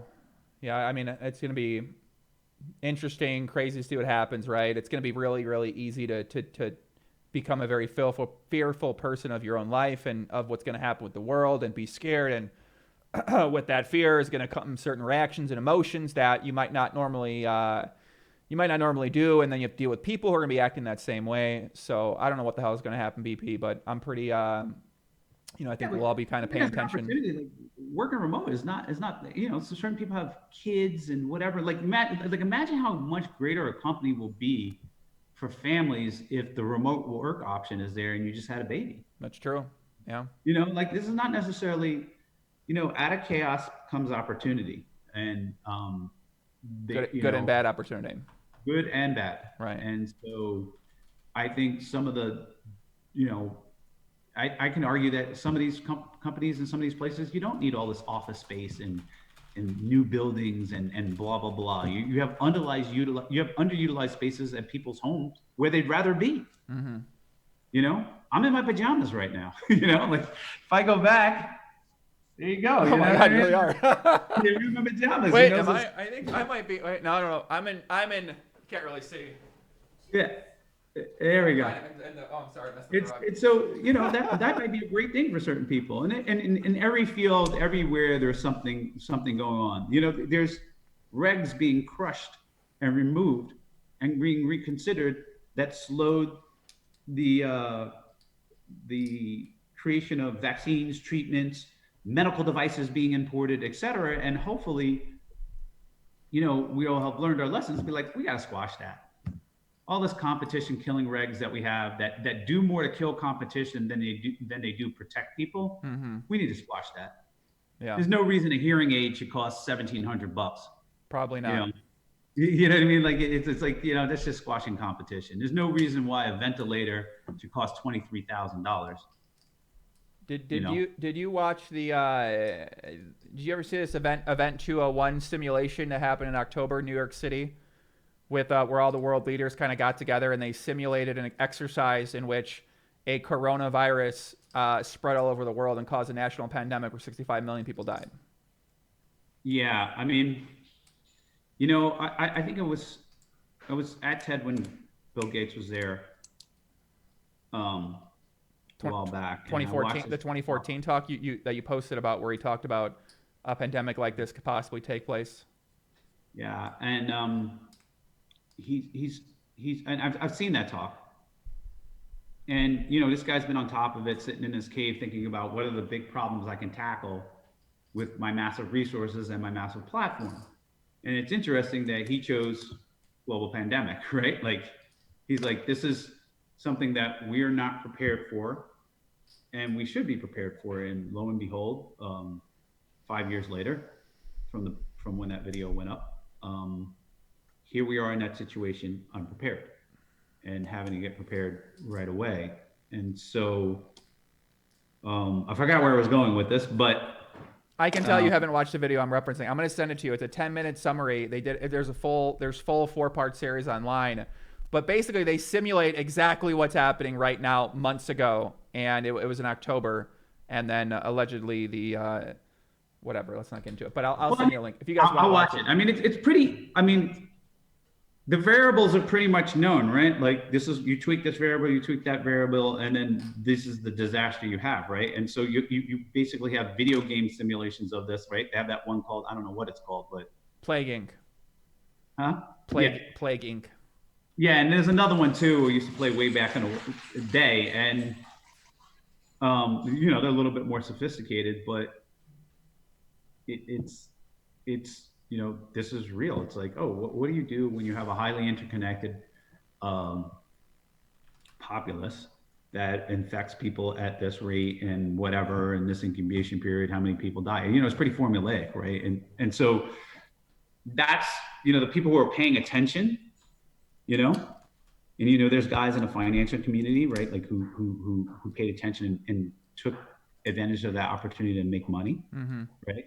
And there's people in governments who paid attention and took advantage of it to spread their shit from going chaotic, right? Like Singapore, right? They're in the heart. They do a whole bunch of business with China. They have all kinds of things, but Singapore cracked down, tested, isolated, relentlessly tracked, did everything so they didn't go crazy, right? And then there's places like Italy, United States, whatever, that didn't take it seriously from the beginning, didn't act, weren't prepared, and unfortunately, to disastrous results so far in Italy, and hopefully we're going to take steps to avoid disastrous results here. What do you think about Bill Gates stepping down as CEO of Microsoft?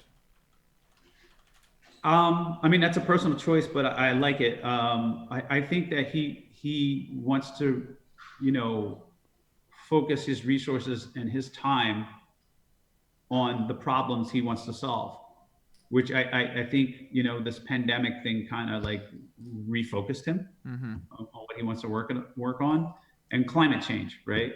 So he's been working on measles, right, for a bit, right, and almost completely eradicated, but the war and stuff like that made the vaccination effort, almost impossible in certain areas that they needed to get the vaccine, right? But he almost completely eradicated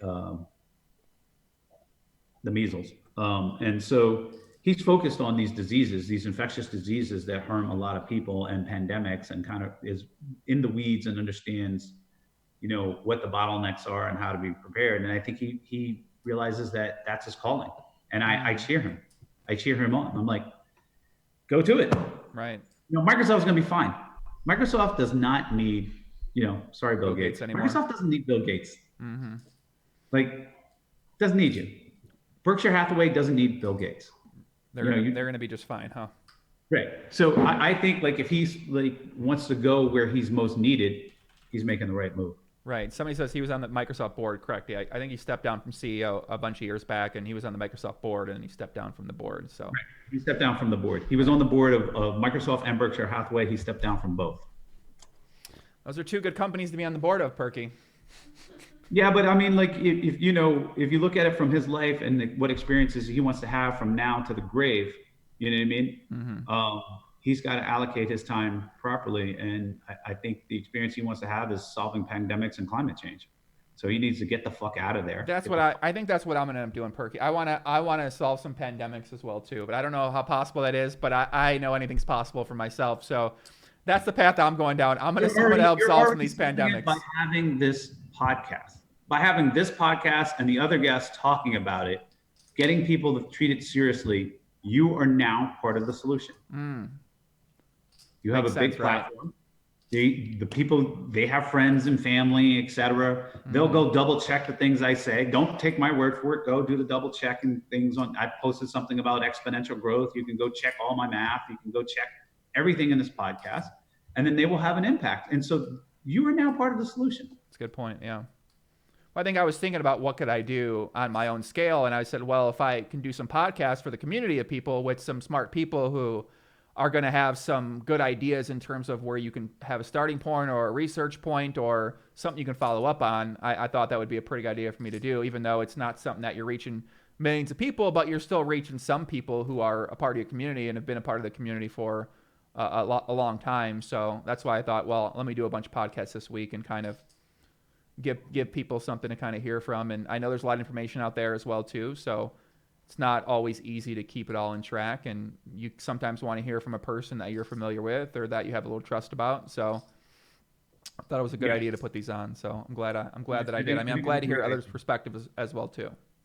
Yeah, I think it's a great idea. I thank you for doing it because, you have a pretty wide platform. You reach people. People at least are open to hear the content, right? They're in a receptive mode, right? And they can take that information, process it.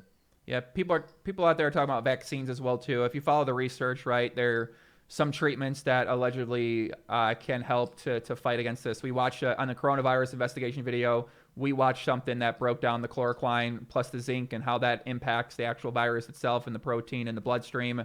And then other countries have started to adapt that as a treatment that they're using. And then the vaccines, there's been reports in Saskatchewan, there's been reports in Germany, there's been reports in some other places, Australia as well too, I saw today, of companies coming up with a potential vaccine. But you have to imagine that they're going to come up with a way to monetize that vaccine, right? It's not going to be a free vaccine, I don't think. It would seem like it won't be an official vaccine until they can figure out a way to make money from it. Yeah, I'm very optimistic about off-label uses of existing treatments to treat this coronavirus, right? You mentioned HCQ and zinc as one of them. Remdesivir is another. You know, they're real-time experimenting in the field because they need to, and that data is starting to come back, and some of it's coming back positive. It's a fog, right? You know, I'm taking every single white paper, shipping it to my doctors. What's your opinion? What's your opinion? What's your opinion? Right? And the HCQ is coming back high on the yes. If you do get this, this is going to be on the treatment. So let's make sure you have some, you know, available to you, et cetera, in part of my prep kit, right? And so I'm very optimistic about that. And generally people do have reason to be optimistic. You know, would you rather have gotten syphilis in the 1930s with Al Capone, who died of it? Or would you rather get it now when you go to the doctor and you get a shot, right? So as time goes forward, generally we find treatments either to manage and or cure, right? Or to reduce the bad outcomes. And so we have the entire world focused on what works and what doesn't, right? And so when you have that many resources being plowed into a problem, you know, it's a difficult problem, but it's not intractable. Right. And so I'm very optimistic that, you know, first we'll have some sort of existing management and then an outright, you know, the existing management, and then move closer and closer to a cure, or making it something that's like you have a very, very high likelihood of surviving or not having bad things happen. Right. So I'm extremely optimistic about that. And, you know, my strategy, I've had people, very smart people, who are well prepared, like all the people I know who I consider smart, instantly were concerned and were preparing. Back when it was in China, like, this is an issue, we need to prepare, etc. Right? Because you can just look up on the flight from Wuhan to US, and they were still coming in, right? And it was just like, okay, this is simple math, right? This is simple modeling. The strange thing they said is, well, if everybody's going to get it, do I want to get it now while there's still hospital beds in case it goes south? Right? That was a real argument. And my counter was like, well, I'd rather, if I'm going to have a 1 in 100 shot of death, and I gotta spin that wheel, you know what I mean?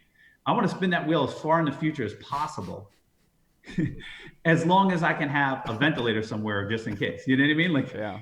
And I also, given that cures and treatments are going like this over time, I want to spin that wheel far, far impossible while the cure and treatments are higher. So that was my counter argument, is like, I am not trying to get sick right now and roll the dice right now with, you know, makes sense. In exponential time, in caveman times, right? Because we're in the caveman times, the early beginnings of treatments for COVID-19. 6 months from now, maybe even 2 weeks or 3 weeks from now, the study might come out like, oh, this is a 98% effective type treatment for blah, blah, blah. And then everybody's back out partying and, you know, doing whatever, right? It's a very good point, right? I mean, do you think some people actually tried to get sick just to try to get it right away and get it over with? I don't know, but there's all kinds of people out there, but maybe I mean, somebody might have gone through the mental math and say, hey, there's, you know, I live in Manhattan. There's, you know, only so many ICU beds, right? Which I posted a tweet about that, on how many ICU beds there are in Manhattan. They're like, if I wait, they'll be overrun, so I can't use it. Let me get sick now, roll my dice. It's like 80% chance I won't even need to go to the hospital or anything like that. Actually, probably even 90% chance I won't even need to go to the hospital. So let me roll the dice. And if I do, there's a hospital bed and a doctor with all this stuff for me. Whereas if I get sick 2 months from now, all the idiots who are partying downtown right now, you know what I mean? Getting, you know, will use up all the beds and I'll be in the hallway or not treated. You know what I mean? Yeah. So somebody might have run that mental math and decided to make that risk reward decision for themselves. I don't know. Yeah. We got a lot in Thinks question on here from Thalo. He says, if a store in LA was selling only toilet paper with an unlimited supply, how many rolls could they sell in 1 week? Oh, wow. That's a really good It's a great question, right? How big's the store, right? Are we saying like a Where is it? Is it in LA? It's in LA, right? Is it a Walmart? Is it a Walgreens? How many cashiers do we have? Let's set that first, right? So let's say we're in a Walmart. Okay, so we got a lot of cashiers, but we got long lines as well too, and people are panicked. In a week. In a week, yeah. Let me get a calculator out, because honestly, my stepson's out there in California, and he's complaining to Stephanie that he can't get enough toilet paper. So Oh my God. he's like, we're like, calm down. They'll eventually restock. He's like, I'm pissed. We got all these asses to wipe. Staying at home. Nobody's shitting anywhere else but at their house. And they're like, we need more toilet paper. Hold on. Let me go with this. I'm going to say, wow, that's a lot. For a week? A week, yeah. Let's say they get 1,000 people in there. A day, 7 days. I think everybody would like 34 to 50 rolls. And then I'll boost it up for the nutballs who overstock. I'd say 500,000 rolls. 500,000? Yeah. Wow. How many do they think they sell in a normal day? I mean, how many do we know? We have any idea how many? I think that might be a good question. How many rolls of toilet paper do these places sell in a regular day in general? Well, how about this? If you say, hey, Bill, you can convert $3 million of your money into toilet paper and it stores, but it won't go bad. I'd be like, okay, interest rates are 0. Why the fuck not? Right. You know what I mean? Like, let me hold toilet paper. Let me hold anything that holds value. Like, people will always need to wipe their ass. I'll always be able to resell the toilet paper, and interest rates are 0. So it's not the craziest thing to stockpile toilet paper. Right. That's a really good point. I mean, like, you can always resell it. That's true. I can always resell toilet paper. Mm-hmm. Right. And so, and I don't think if I buy it at value and interest rates are 0, like, it should hold its value and go up in dollar terms over time. So I don't think people are mocking the people stocking up on toilet paper. And I'm just like, interest rates are 0. Right. What's the downside doing that? I mean, the downside is that they say you're taking this resources from other people who might use it, but it seems like there's going to be some people who stock up no matter what. Yeah, I mean, you don't want to make other people uncomfortable. I mean, you can wipe your ass with a cloth and clean the cloth, right? Like, you can just, That's true. Put in the like, I mean, washer. It's not like people won't be able to shit because there's no toilet paper. Mm-hmm. They have cloths, but if this was medical supplies or something like that, I go along with it. But like, stocking up on toilet papers, it's not the most irrational thing in the world that people are mocking people doing. Good time to own a toilet paper company now, huh? They are crushing it. The only problem is that it stresses the ecosystem, right? Like, trees grow at a certain rate, and so that to me, that's the externality that is bad. That makes sense, yeah. Right, because we're now, you want to plant the trees, let them grow, take them down, whatever, let them grow, and it's going at a certain rate, right? And so I hope we're planting as many trees as we're killing. We're continuing in that with this surge. Let me get some questions here from some people in the chat. I saw my man Big Bet Matt Berkey said, long-time listener, first-time caller. Can you ask Perky what he thinks will be the best thing to come from this global crisis? Shout out to Matt Berkey, Solve for Why crew over there, always doing a great job on their YouTube channel. Wow. Okay, there's a couple of them are not necessarily the highest probability, but things that I think can come out, right? Like, that were maybe not going to happen, but can happen. I think UBI in whether it's temporary or whatever, but that is not going away. Rapid responses to medicines and viruses now. So now, this is not something that just happens once and then for the next 1,000 years, it's not going to happen again, right? There's tons of baddies out there, viruses we don't know, but now, systems and protocols and cooperation and regs will be removed so that people don't have to die and suffer in response to that.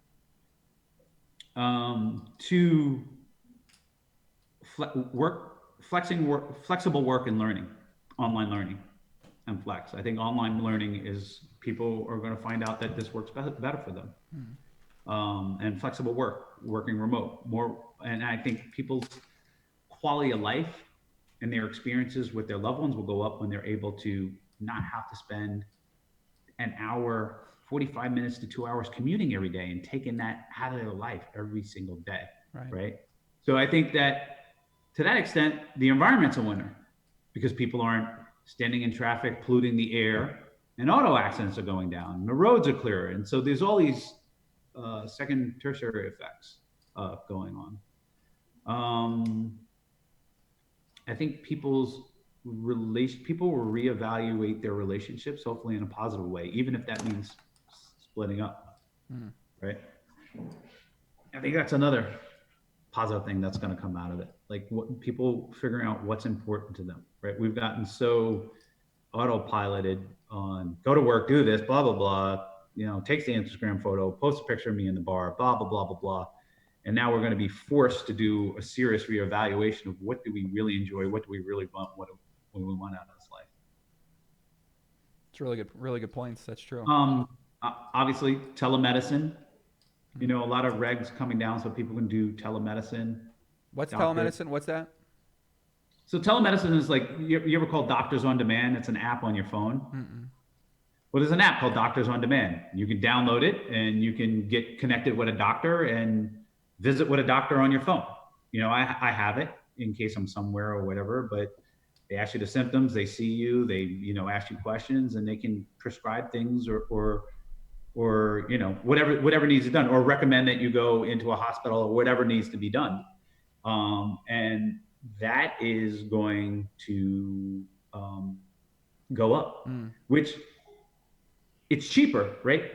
And some people just like, oh, I don't have the time to go to the doctor and I got to drive all the way over here. And then the thing and, the gas money and the so-and-so and et cetera. And the doctor's visit. Well, Doctor on Demand is cheaper, right? You don't drive. You can be right in your underwear or your PJs like I am right now.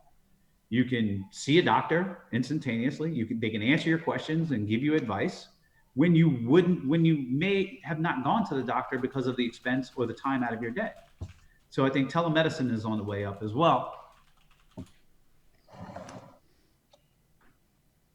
I got the weirdest spots in my YouTube chat. So, but I mean, I kind of what you're saying about telemedicine, that makes sense because if you can not only save time but save money, it's a no-brainer. It seems like a great idea. Now, I guess you have to wonder how accurate you're going to be able to get by going to the doctor. Obviously, sometimes you're going to have to go to the doctor to give them tests for blood and for get exams and stuff like that too. So, but what would someone have to go to the doctor for, right? To get like what would they have to go for that they can do over the phone? I think the doctor, like I'll go, I got this thing, and I'll show the doctor on the camera, right? I got this thing in my arm, or what temperature? I'll take my temperature here. He wants to look at my throat. I can go, whatever. Your lymph nodes swollen. Like a lot of times when you go to the doctor, it's a chat, right?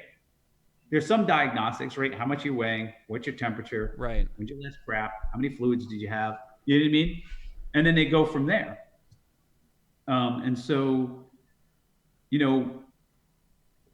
some of those conversations like, well, my resting heart rate is 135 and this, and I have this pain in my arm. It's like, oh my gosh, you may be having a stroke. You need to go into the hospital, and you'll go. When if you didn't even get that advice from a doctor, you're just like, whatever, and then you go have a stroke or whatever. I think that makes sense. Okay.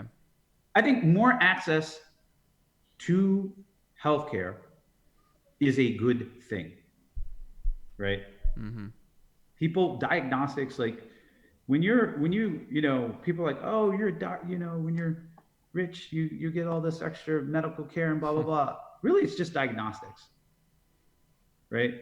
The benefit of being rich in healthcare is diagnostics. They scan for this, they test for that, they do all this blood work, they do all this expensive blood work, whatever, but it's just telling me where I'm at. And then if something's wrong, I catch it early, right? Like you have 3 kidney stones or 3 gallstones, like very, very small. They don't need to be broken up or whatever, but we're going to keep an eye on that. Your liver is perfect, right? I can tell you don't drink because I can see your liver. People that say they don't drink and they lie to me, when I do this scan, I can see the liver and I know they're drinking. You know what I mean? Or they're eating too much sugar. You have a liver scanner you bring around with you? I have the whole scan. I've been scanned and pooped and prodded and fucking... Do you drink? Come on, let's go. I'm scanning you right now. Is that how it works? How does it work? But, I mean, like, break this down. How's this conversation happen where you're going to scan someone's liver that you know? Well, so when you turn 50, you're supposed to get like colonoscopy, right? Okay. You do a virtual one, right? They have virtual ones where What? this is kind of funny. They stick a tube in your butt and they fill you full of air, right? They blow you up like a balloon, right? And this thing travels up you and shoots this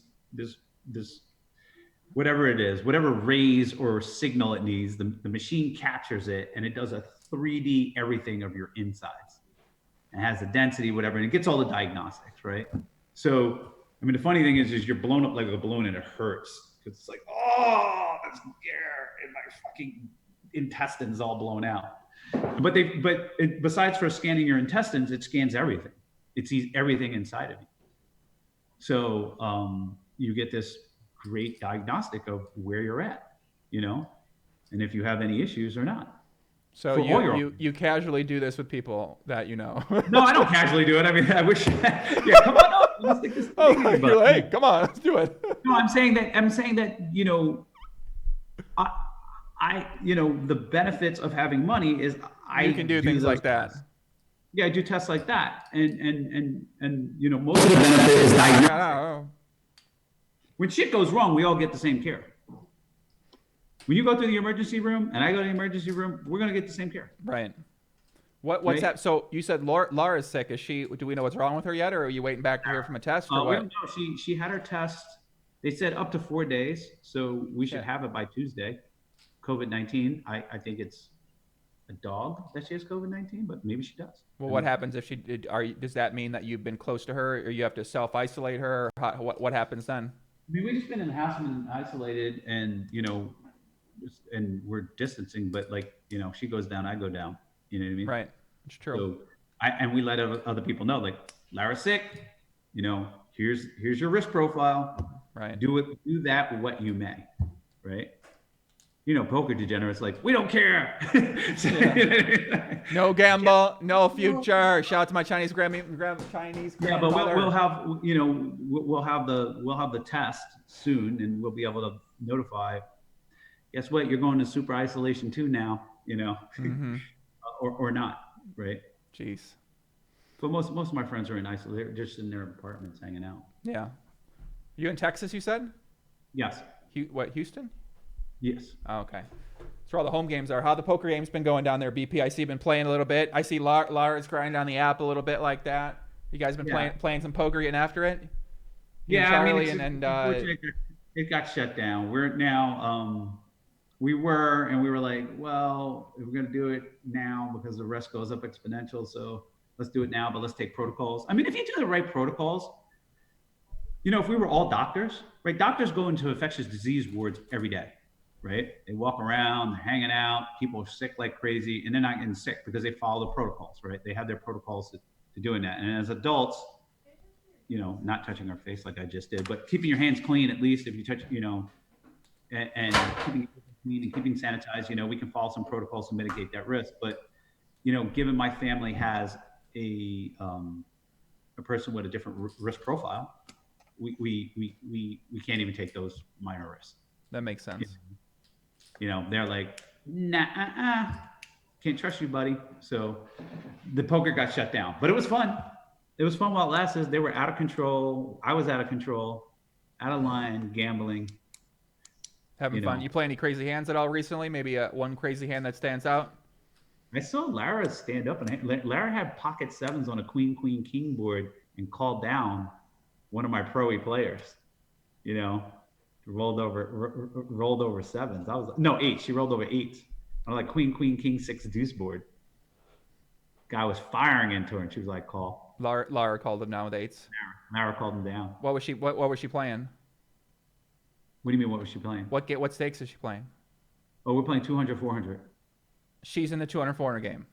Yeah. Well, what happened was what happened was she started playing. Yeah, she started playing. What happened was I was like, I'll set Lara, but you guys have to pay 10% of our buy-in. So they played 10% of our buy-in. She sat with 100K and played 200, 400. So they bought 10% of her buy-in. Yes. And she's in for 90K in the game, and she calls the guy down with pocket ace. Is this a winning session then? No. She got bluffed off a hand with ace jack. She flied top, but the same guy bluffed her off for a top. he reamped on her. I was like, oh, I would have snap called him, I would have shipped that fool on the flop. Do you have a full top pair? You a big fan of top pair fold? I folded trips that night in the guy. So I'll give you a hand. See it. Let me try and remember the hand history. Small blind on big blind. I'm the big blind. Mm-hmm. He's drunk right now, but he's talking. He's like, oh, you're gonna hurt on this one. He opens 4x. Actually, he opens more than 4x. He opens like 2K. I call. Okay. Flop is Jack 8-3. He bets. You know what I mean? I call. Mm-hmm. Turn a queen. He bets again. I'm like, all right, it feels fluffy, but like, what could he possibly have? You know what I mean? Is he really betting a jack like this when I call the call? No, turn a queen. River an 8. Okay. So Jack 8-3 flop, turn queen, river 8. Yeah. Got it. He bets 25,000. I make it 125,000. He raises me to 325,000. I turn over my 8 and I go, really, do I fold trips? And just fold. He had jacks full. Well, if there's ever been a time in the history of the game to fold trips, that was probably the spot. Yeah. I was just like, I just know the guy. He's just like never, like, I'm just like really ever folding trips, small blind on big blind, or whatever that he has there. But when he river re-raises me, he's just so polarized and he just has so few bluffs. It's just like, I gotta fold. Right. So how much did he bet on the river? That seems like a really big bet. So 2K pre-flop. 125. I made 125,000. He made it 325,000. Right. I fold. Yeah, it makes sense. I mean, he's basically saying he has a full house there, so it makes sense. Well, I mean, I've had hands where I've piled the pot, 450,000 bluff, you know, and we've been doing that to each other, just polarizing. It's a polarizing game. Like, there's a lot of polarizing bets, like the guy's got it or he doesn't, and you're just in a very awkward, uncomfortable spot. Right. It's all sorts of crazy shit happening, it sounds like. Yeah, it's crazy. It's crazy shit. What about the Galfond Challenge? Are you interested in what are your thoughts on that? I know you were scheduled to play him.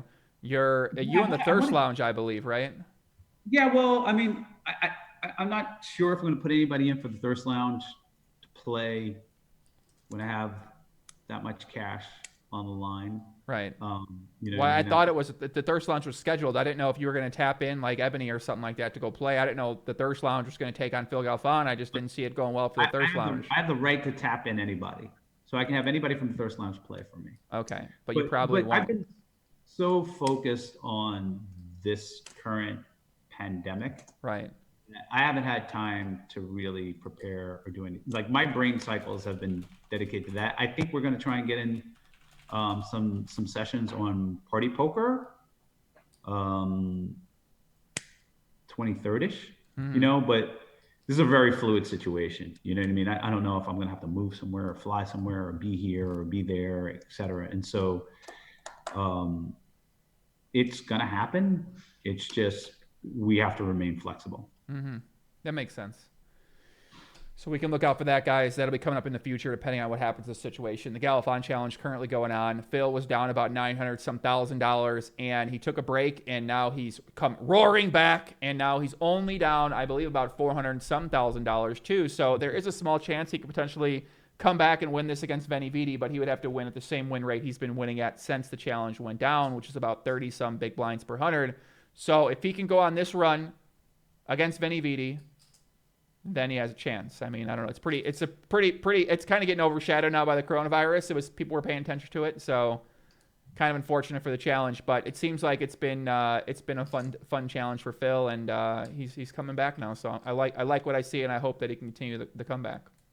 Yeah, I mean, I don't wish for him to get hurt. You know, I want his site to do well. I think it's great exposure for his site, and I think it's a daring challenge that he's doing, you know, come one, come all, you know what I mean? From guys who are just going to come out firing like me to like pros who have taken the time to do some solves on PLO, which is, you know, computer intensive. Wait, what? What'd you say? You've taken, wait, what? I said from guys that have taken time to do Oh, some solves on PLO. oh my God. But I just want to point out, like, if I do solves on PLO, it's not me running the computer. It's, Wizards running it for me, right? And then So them sitting down with the glasses on. All right, Bill. Here we've discovered on H33 you can bet 33% of the pot, and that's yeah, going to be a good. Yeah, is that what's happening? Okay, I it'd see. be like, and this take whatever you're going, blah blah blah. I This see. I is see. garbage. Fold it. It looks good, but fold it. Mm-hmm. That's basic. Their main thing is going to be like, hey, fold here.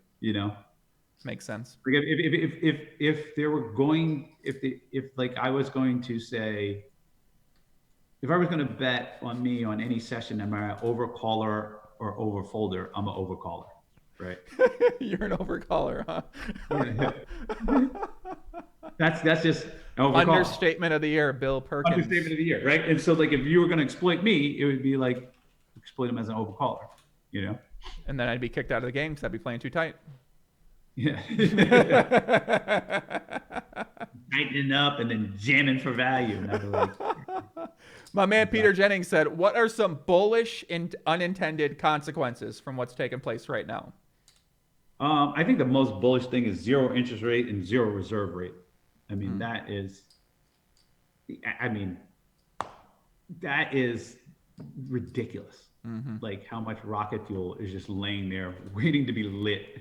That's bullish, right? Because think about, like, when you over bank, let's just go over the reserve rate, just like a 10, not even a 101, like a primer before 101, right? You're a bank, right? Somebody deposits $100, right? The Fed says you can loan out $90, right? So you loan out $90 and there you go, and you make money on the spread. But there's more to it. The guy you're loaning to, right? He may have an account with you, or the guy he pays has an account with you. That money gets deposited in a bank, another account, and you get to reloan it out with the 10%, right? And so on and so on and so on, right? And so when that goes to zero, I don't even know what that means. Like, there is no breaks. It's just like rocket fuel on lending. I can loan out 100% of everything that I have on deposit. So if somebody comes to me, deposits $100 in savings, you got Joe business, I loan it to you, right? You spent that money on whatever the house. The guy who owns the house, he puts the money back into the bank account here. Now it's his deposit. I get to loan out that deposit again, and so on and so on and so on. It's rocket fuel, right?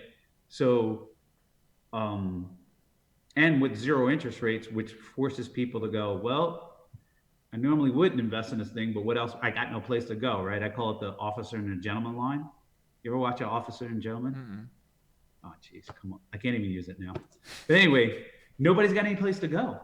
Like, where can you get yield? So people are willing to fund all sorts of ventures at these low interest rates. Banks are going to be able to deploy. I mean, I think there's 13 trillion in bank deposits.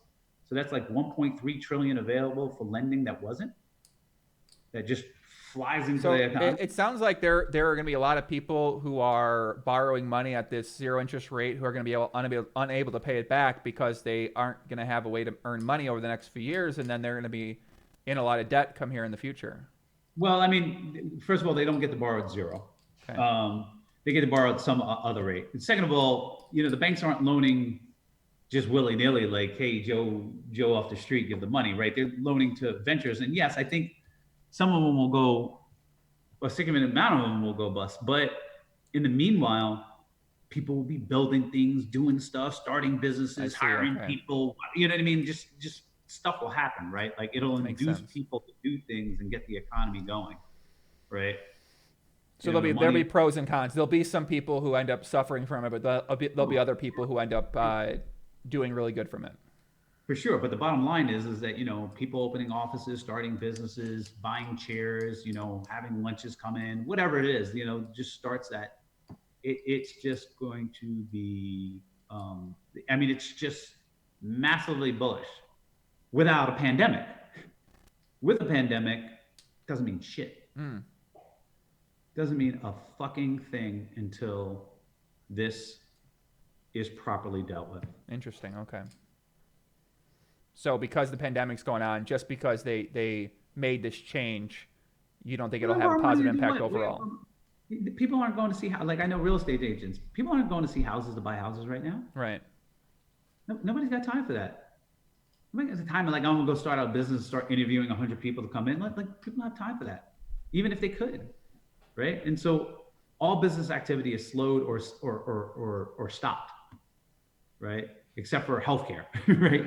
And so it doesn't matter. Like if I give you $10 trillion, but you can't leave your apartment, what are you gonna do? Right. What are you going to spend it on? Yeah, that's a good Toilet point. paper. Like I know real, you know what I mean? But once this pandemic is handled, and you got this rocket fuel laying around, stuff can get popping real fast, like too fast. Well, we'll see what happens here. Let's lot to go on. There's a lot to follow, a lot to kind of to be determined in terms of what happens here with all this kind of stuff. And I'm sure most people probably need a little balance, because if you pay attention to this stuff too much, you're most likely going to drive yourself a little bit nuts in some ways, because there's not really much most people out there can do except be educated on there. And there's so much information out there that you don't really know which information you should trust necessarily. And all the information's in early stages, so you don't know how accurate the information is, even from sources you can trust. So if you can find another way to occupy yourself, it would seem to be a pretty good time to do it, whether that's improving your craft or learning a new skill, or as you said, spending time with your family, with your friends, and trying to make the most out of those relationships would seem like a healthy alternative to paying attention to this constantly. Getting caught up on books, working on yourself, meditating, yoga, whatever it is. I mean, you depending on who you are, you can create that list and attack them. I mean, if you look at my timeline, and Lara's been like, you can't be researching, you can't be COVID-19 all the time. But like, I was like, oh my God, I was like, there is this monster coming. And I was very, very, very, very, very concerned. Mm-hmm. And I'm still concerned, but I'm happy at the actions I'm seeing taking place. So we're in the right direction. So I'm feeling good. You got any piece of advice for people out there that might be having more unexpected time at home with their loved ones? Maybe, I know yourself, you put a lot of thought into this. Do you have any sort of advice, strategy, ways to think about it in order to spend a little bit more quality time with the person in their life? I knew this question was going to come up, and I didn't really have anything great. Because I was like, hey, I got to write down this list. I'm telling people, hey, write down this list. Like, I got to get this down too, But my thing is, take walks, right? Take walks, talk it out. Like, keep your steps up, right? Around your neighborhood. Walk and talk with your family members, your friends, etc. A safe walk date, And I think that's a great thing to do. That's my advice. Good idea. Very good idea. People will say about the quarantine thing, right? So you're not necessarily, when you're self-quarantined, you're not staying at home 24 hours a day. No, I mean, I can stay 3 yards from people walking around, right? Like, okay. I could, the recommended is what, 2 meters, 3 meters, whatever it is. Like, you can stay pretty far away from people walking around. I maybe not in New York City. I don't know, but you can put your mask on, get in the park, find a space away from people, and walk away around and get that time in. Go hiking. There's activities you can do in relative solitude that will, 1, improve your health, 2, improve your immune function, right? Walking does that, right? And improves your lungs, which is what gets attacked by this virus, right? When you die, it's because you can't breathe. It attacks your lungs and destroys your lungs. So, having strong lungs and strong immune function, that's great. And, your brain is going, you're thinking of ideas, and you're thinking about opportunities, and you're clearing the things out. And maybe you're walking with somebody you haven't walked and talked and got caught up with, and having a great moment with a loved one. I mean, one of the things about hiking and walking is that it can be an activity that you enjoy, a memory that you create, and then it also helps the yield on future experiences, because it makes them more positive, because you'll be healthier when you do them. So it has this huge multiplicative effect, right? Because when you're not walking and then you go, let's say 10 years from now, you're going to go on a trip, but you're huffing and puffing and walking around, you're not in shape and you don't get to do X activities, or you're not even getting as much enjoyment out of these activities because your health has deteriorated whatever percent. Right. Whereas if you're walking right now, not only are you creating memory dividend and getting a positive experience out of it, right? But you're also improving your health at the same time. So you're getting more value out of future experiences as well. So that's something to consider. You're making a strong case for walking right here. Yeah, or put another way, activities that create memories are great experiences, but also simultaneously enhance future experiences. And so that would be like walking and hiking, right? In my book, it might be swimming. I don't know, but walking and hiking for sure. Interesting. Right?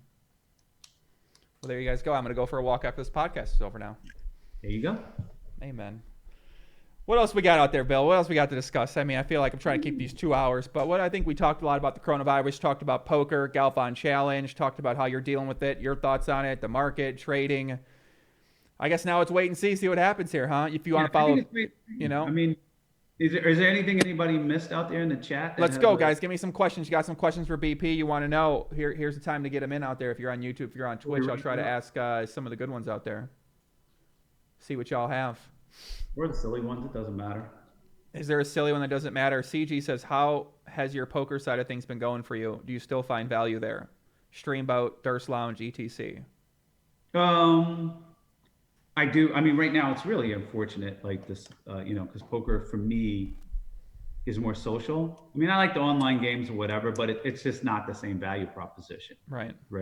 Of interacting with people, meeting people, et cetera. Like there's that little extra value from interacting with people puts it over the hump for me to play versus all other activities, right?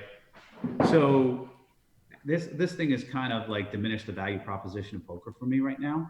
But when we come out of it, I want to come out full swinging. Like I had specifically planned this year to do a full month at the World Series of Poker, and it got smashed. That right? sucks. So very, very disappointing for me. What was the other part about poker in terms of? Do you still find value in terms of doing the activities like the Durst Lounge and the boats and stuff like that?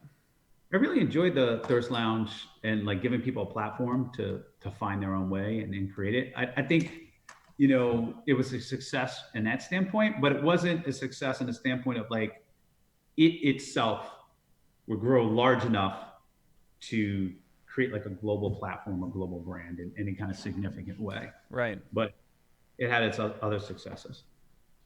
Yeah, makes hopefully sense. On the other side of this, I'll be able to do something again. Yeah, I could see some ways, obviously better ways, worse ways, stuff like that too. I mean, it's the first time you tried something like that with the Thirst Lounge, with kind of putting that whole community together of people too. So I think that there's only so much that you can do, right? Those guys got to want to get better at poker player, be more consistent with content, be consistent with streaming, be diligent about collaboration, stuff like that, get better at the game overall, or find sponsorships in terms of with poker sites and stuff like that. So there's you can put them in position and be able to have success, but ultimately it takes a long time, and you got to be patient, and you have to try to want it for yourself too. So I think we're seeing some guys come from that though, that are putting themselves in pretty good position as well too, and some people that were involved that are going to have some bright futures in poker. So definitely, what I mean. But it's a long game. It doesn't happen overnight.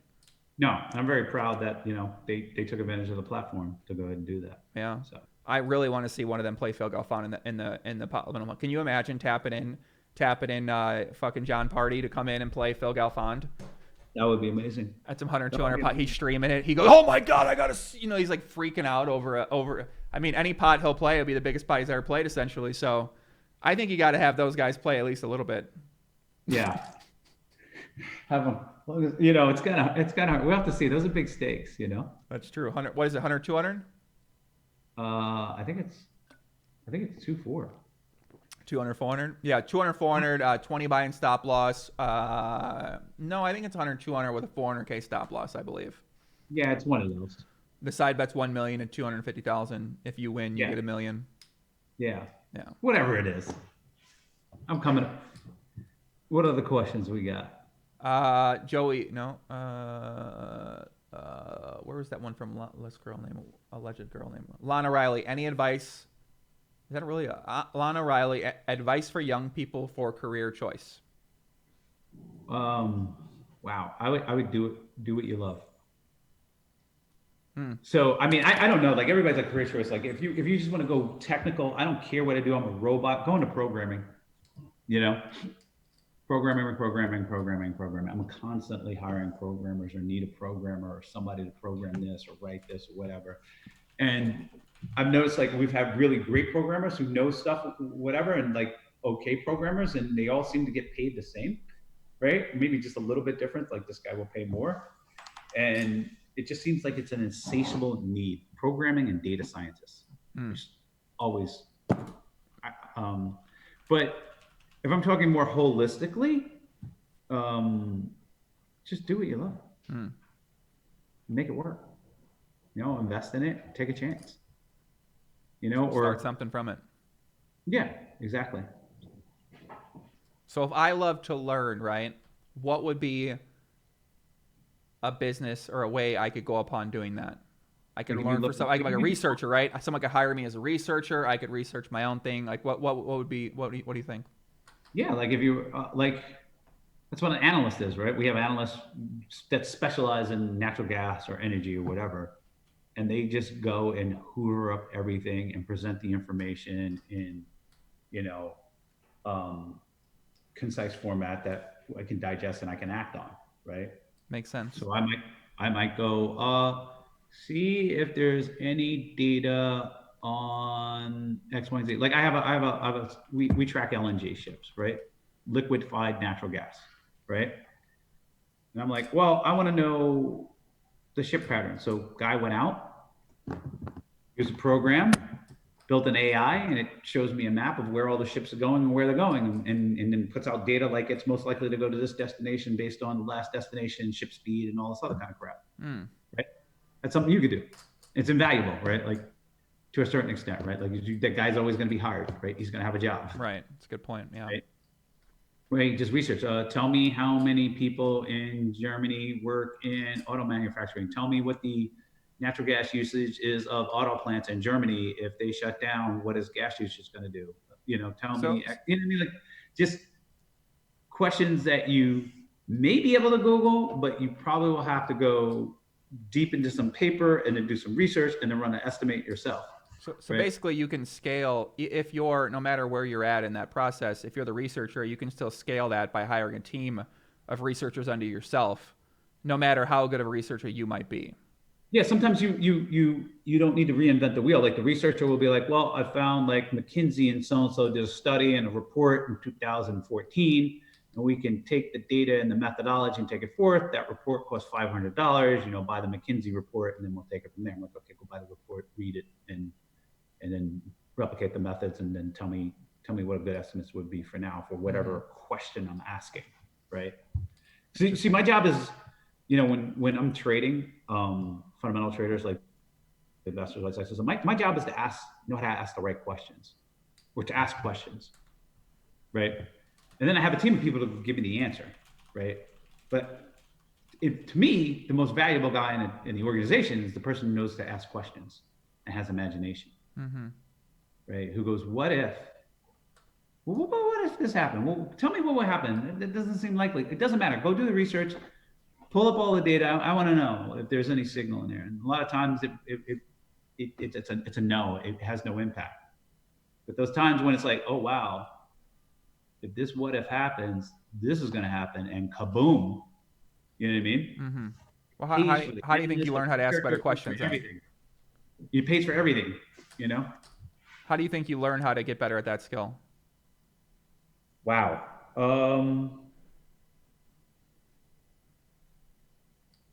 I don't know. I think if you're put into an environment, over time, you learn to realize that, and you read books, you realize that these odds estimates are always wrong and incorrect. And so you have to give an estimate, but since they're wrong, you start to open up your imagination and start asking questions, right? Like in this scenario, right? I'm past worrying about social distancing and hospitals and whatever. I'm like, what happens when there's no police or fire? Mm-hmm. What happens when X, Y? Like I'm on the next, you know what I mean? What happens if I take a trip here and I go away and they shut down all air travel and I can't get to my family? You know, what if this? And they sound like the most remote, fantastic things in the fucking world. But bear in mind, 3 months ago, if I would have told you, hey, they're going to shut down New York City and all these places and blah, blah, blah, blah, and travel from here, you would have been like, Perkins, you're out of your fucking mind. Mm-hmm. Like even 2 months ago, you would have been like, you're out of your fucking mind. Like I could have taken people for millions if they would have had the bankroll for me to bet them. Right. But I mean, you learn that in life, right? Like you're like, oh, this happened and this happened and this happened. And so eventually what you learn, it's called fat tails, you know, usually in a normal distribution. And I know I might lose some people here, right? You know, the 1 standard deviation, 2 standard deviation, 3 standard deviation, 4 standard. And when you get out to like 10, 14 standard deviations, it's like, never should you see that in the age of the universe, right? Or 20 standard deviations, whatever it is, right? Mm-hmm. And then you go look at certain things that happened, like the stock market crash in 1986 or whatever, which was like a 15 standard deviation event or whatever it was, something stupid, right? That you shouldn't see in the age of the universe. And you're like,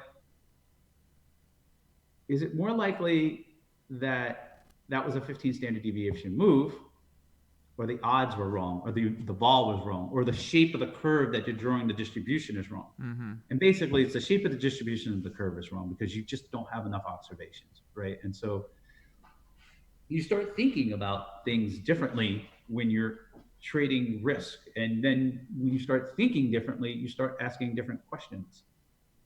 You just don't poo-poo them and go, oh, that can't happen. Mm. Oh, that can't never happen. Interesting. So you're looking ahead in terms of, right, what's the problems now, but what could be the problems in the future, right? And what are the likelihoods those problems happen? And then how can I approach that? How can I take advantage of that? How can I take advantage if I'm a businessman, or how could I prepare in this situation? Yeah, and you're just looking at situations like, let's just go first order of facts that were like, I don't know, I think obvious. Like to me, it was obvious that oil demand was going to go down. What wasn't obvious is that there would be an oil price war at the same time. You know what I mean? Like, holy shit, right? Like somebody was actually thinking about that. And my friends that trade oil were like, hey, this is going to go sideways because there's an attitude amongst, one of them that they want to bankrupt the U.S. producers. And since that person has this attitude, the other attitude is like, listen, if you don't follow my steps, I'm going to go to war with you on a price. So Russia and Saudi Arabia went to war because they might be doing it just to bankrupt anybody. Mm-hmm. And now not only do U.S. producers have to do with lower prices, investors who don't want to loan them money because they're all about climate change, but they also have to deal with a price war, and a demand shock at the same time. But there are some people out there who were thinking about these things like this was a possibility and who made a crap ton of money. Right. So they think about it from like, hey, companies' earnings cannot be the same in the middle of a pandemic. Right. Mm-hmm. Earnings will go down, so therefore the stock prices should adjust to reflect the newer earnings. So I think that's just like 101, right? Real simple. And so if you were a guy who was sitting here looking at the math in China and then looking at the airline routes and looking at the places and saying, oh, well, they only have 4 cases. Well, the guy who thinks linearly thinks, oh, only 4 cases. The guy who thinks exponentially thinks 56,000 cases, whatever it is, X days from now, and hospitals overwhelmed and everything shut down and business, whatever. And so our government or our leaders or the adults in the room were kind of in between there. They're like, not a problem, not a problem, not a problem. Oh shit, this could be a real problem. You know what I mean? Mm-hmm. This is a real problem. Hopefully we haven't acted too late, so we don't want to have to act even more drastic. So right? if these people in business can see this kind of thing, why can't the people who are in the government see these things and then act on them? Because the incentives are different, Hmm. right? I mean, if you don't recall, there were people in government poo-pooing it, saying it's a hoax, saying it's not that serious, we'll be fine, it's just the flu. They were saying stupid shit, right? But I don't know what their motives are. Their motives are to make the other guy look bad on the other side, or what their politics were. I really don't Right. care. You know, I mean, like people are like, oh, why are you doing this? They say this, whatever. I'm like, I don't give a fuck what they say. They don't. They're not in charge of protecting my kids and my family, nor do they put money in my pocket, right? Hmm. So they can be idiotic all they fucking want. I'll take my $5 million, $7 million I just took out of the stock market because you guys were a bunch of fucking idiots thinking it's just the flu. So fuck you guys. You know what I mean? That's how I treat the situation. And fuck you, I'm going to be prepared for my family, etc. Doesn't mean I won't get it. Doesn't mean I still won't die, but I'm at least going to take steps ahead of that. And I don't give a fuck what those idiots think because I don't know what their motives are and what their intentions are. But I know their incentives are not completely aligned with my incentives, right? And they have competing incentives. But ultimately, they're going to get beat over the head, and we're all going to be aligned, right? Interesting. Because we all swim in the same fishbowl called the United States of America, Hmm. right? And so ultimately, it's everybody's problem. And so, like, that's how Stuff. I'm thinking about things, right? And it's like I don't. The funny thing is like I get some tweets back at me or whatever, and I'm like, these people are completely clueless. Like they're not even doing the most rudimentary homework they could do on a Google search to make a better statement. Like when somebody says it's just the flu, I'm like, what data did they pull that says that? Not one. Hmm. Not how contagious it is, not how lethal it is. You know what I mean? Like nothing. And I'm just like, there's nothing that says this, and not how, not how quick, how quickly it goes bad, and the number of people that need respirators. Nothing. Like I saw nothing that said that ever, ever. I saw Hmm. no data that says that. No, I know there are histories where like SARS came and it went, but I was like, okay, let me dig into that. Well, SARS killed people pretty quick, and it didn't have that long of an incubation period. So you get SARS, we know pretty quick, and you die.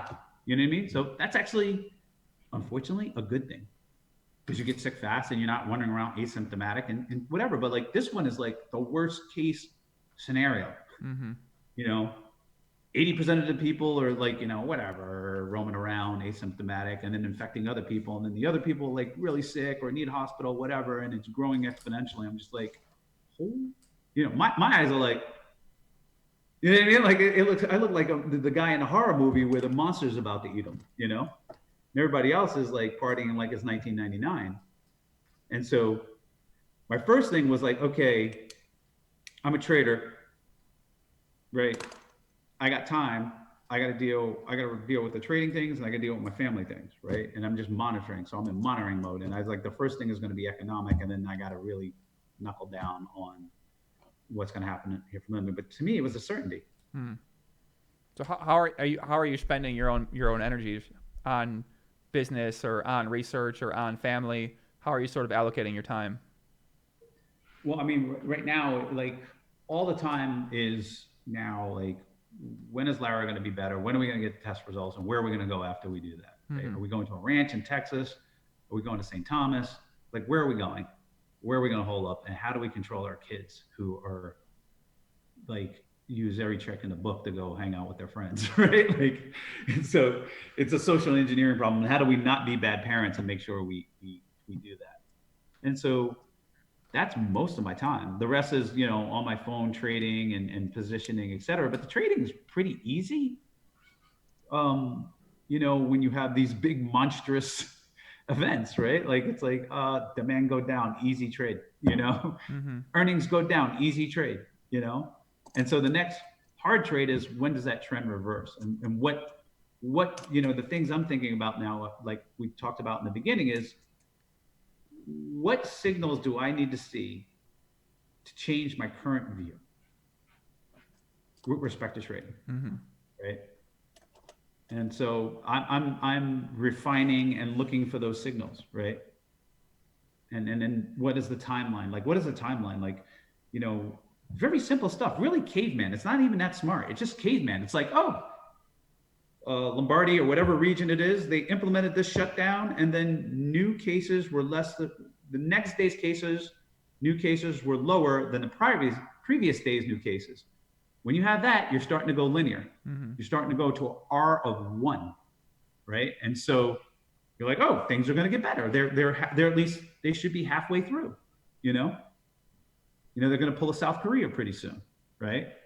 And so I'm like, okay, data point. This behavior yields this result. Let me look for that in other countries, the U.S., Germany, wherever. And then I can go, well, right about 3 weeks from then, stuff will go down. Then I asked another question: what will that have on the psyche of the people in the market? Well, if all of a sudden, let's say the United States has 1,000 cases a day, and then it's 2,000, and it's 3,000, and then all of a sudden it goes down to 1,500, then 1,000, and then 500. I think people will be pretty damn stoked, pretty damn happy. Mm-hmm. Markets will probably react to that and get in front of that. Like shit will go ape shit again with zero interest rates. So I'm playing like not financial war games, I guess, or financial pandemic games in my head. And there's nothing genius about this, right? It's really caveman.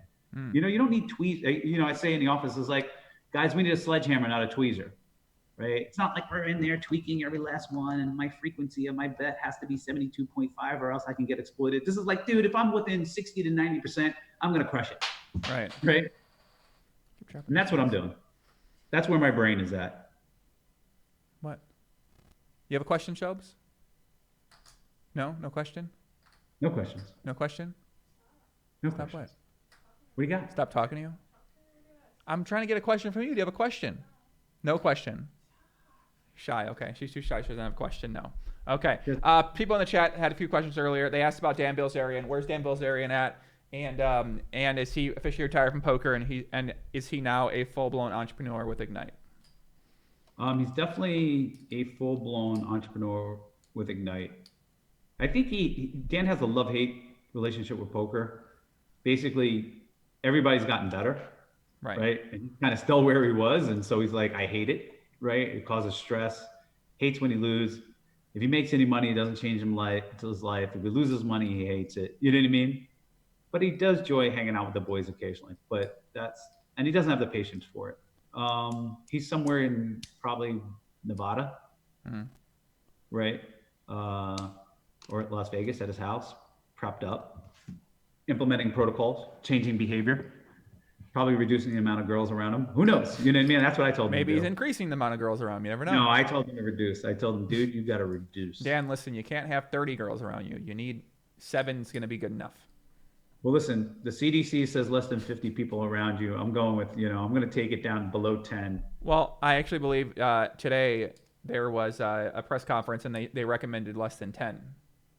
That's good. So Dan's down. Dan that definitely limits the amount of girls he can have around him. Plus, he's got like staff and chefs and stuff like that. Oh my God! He's preparing. He's taking it seriously.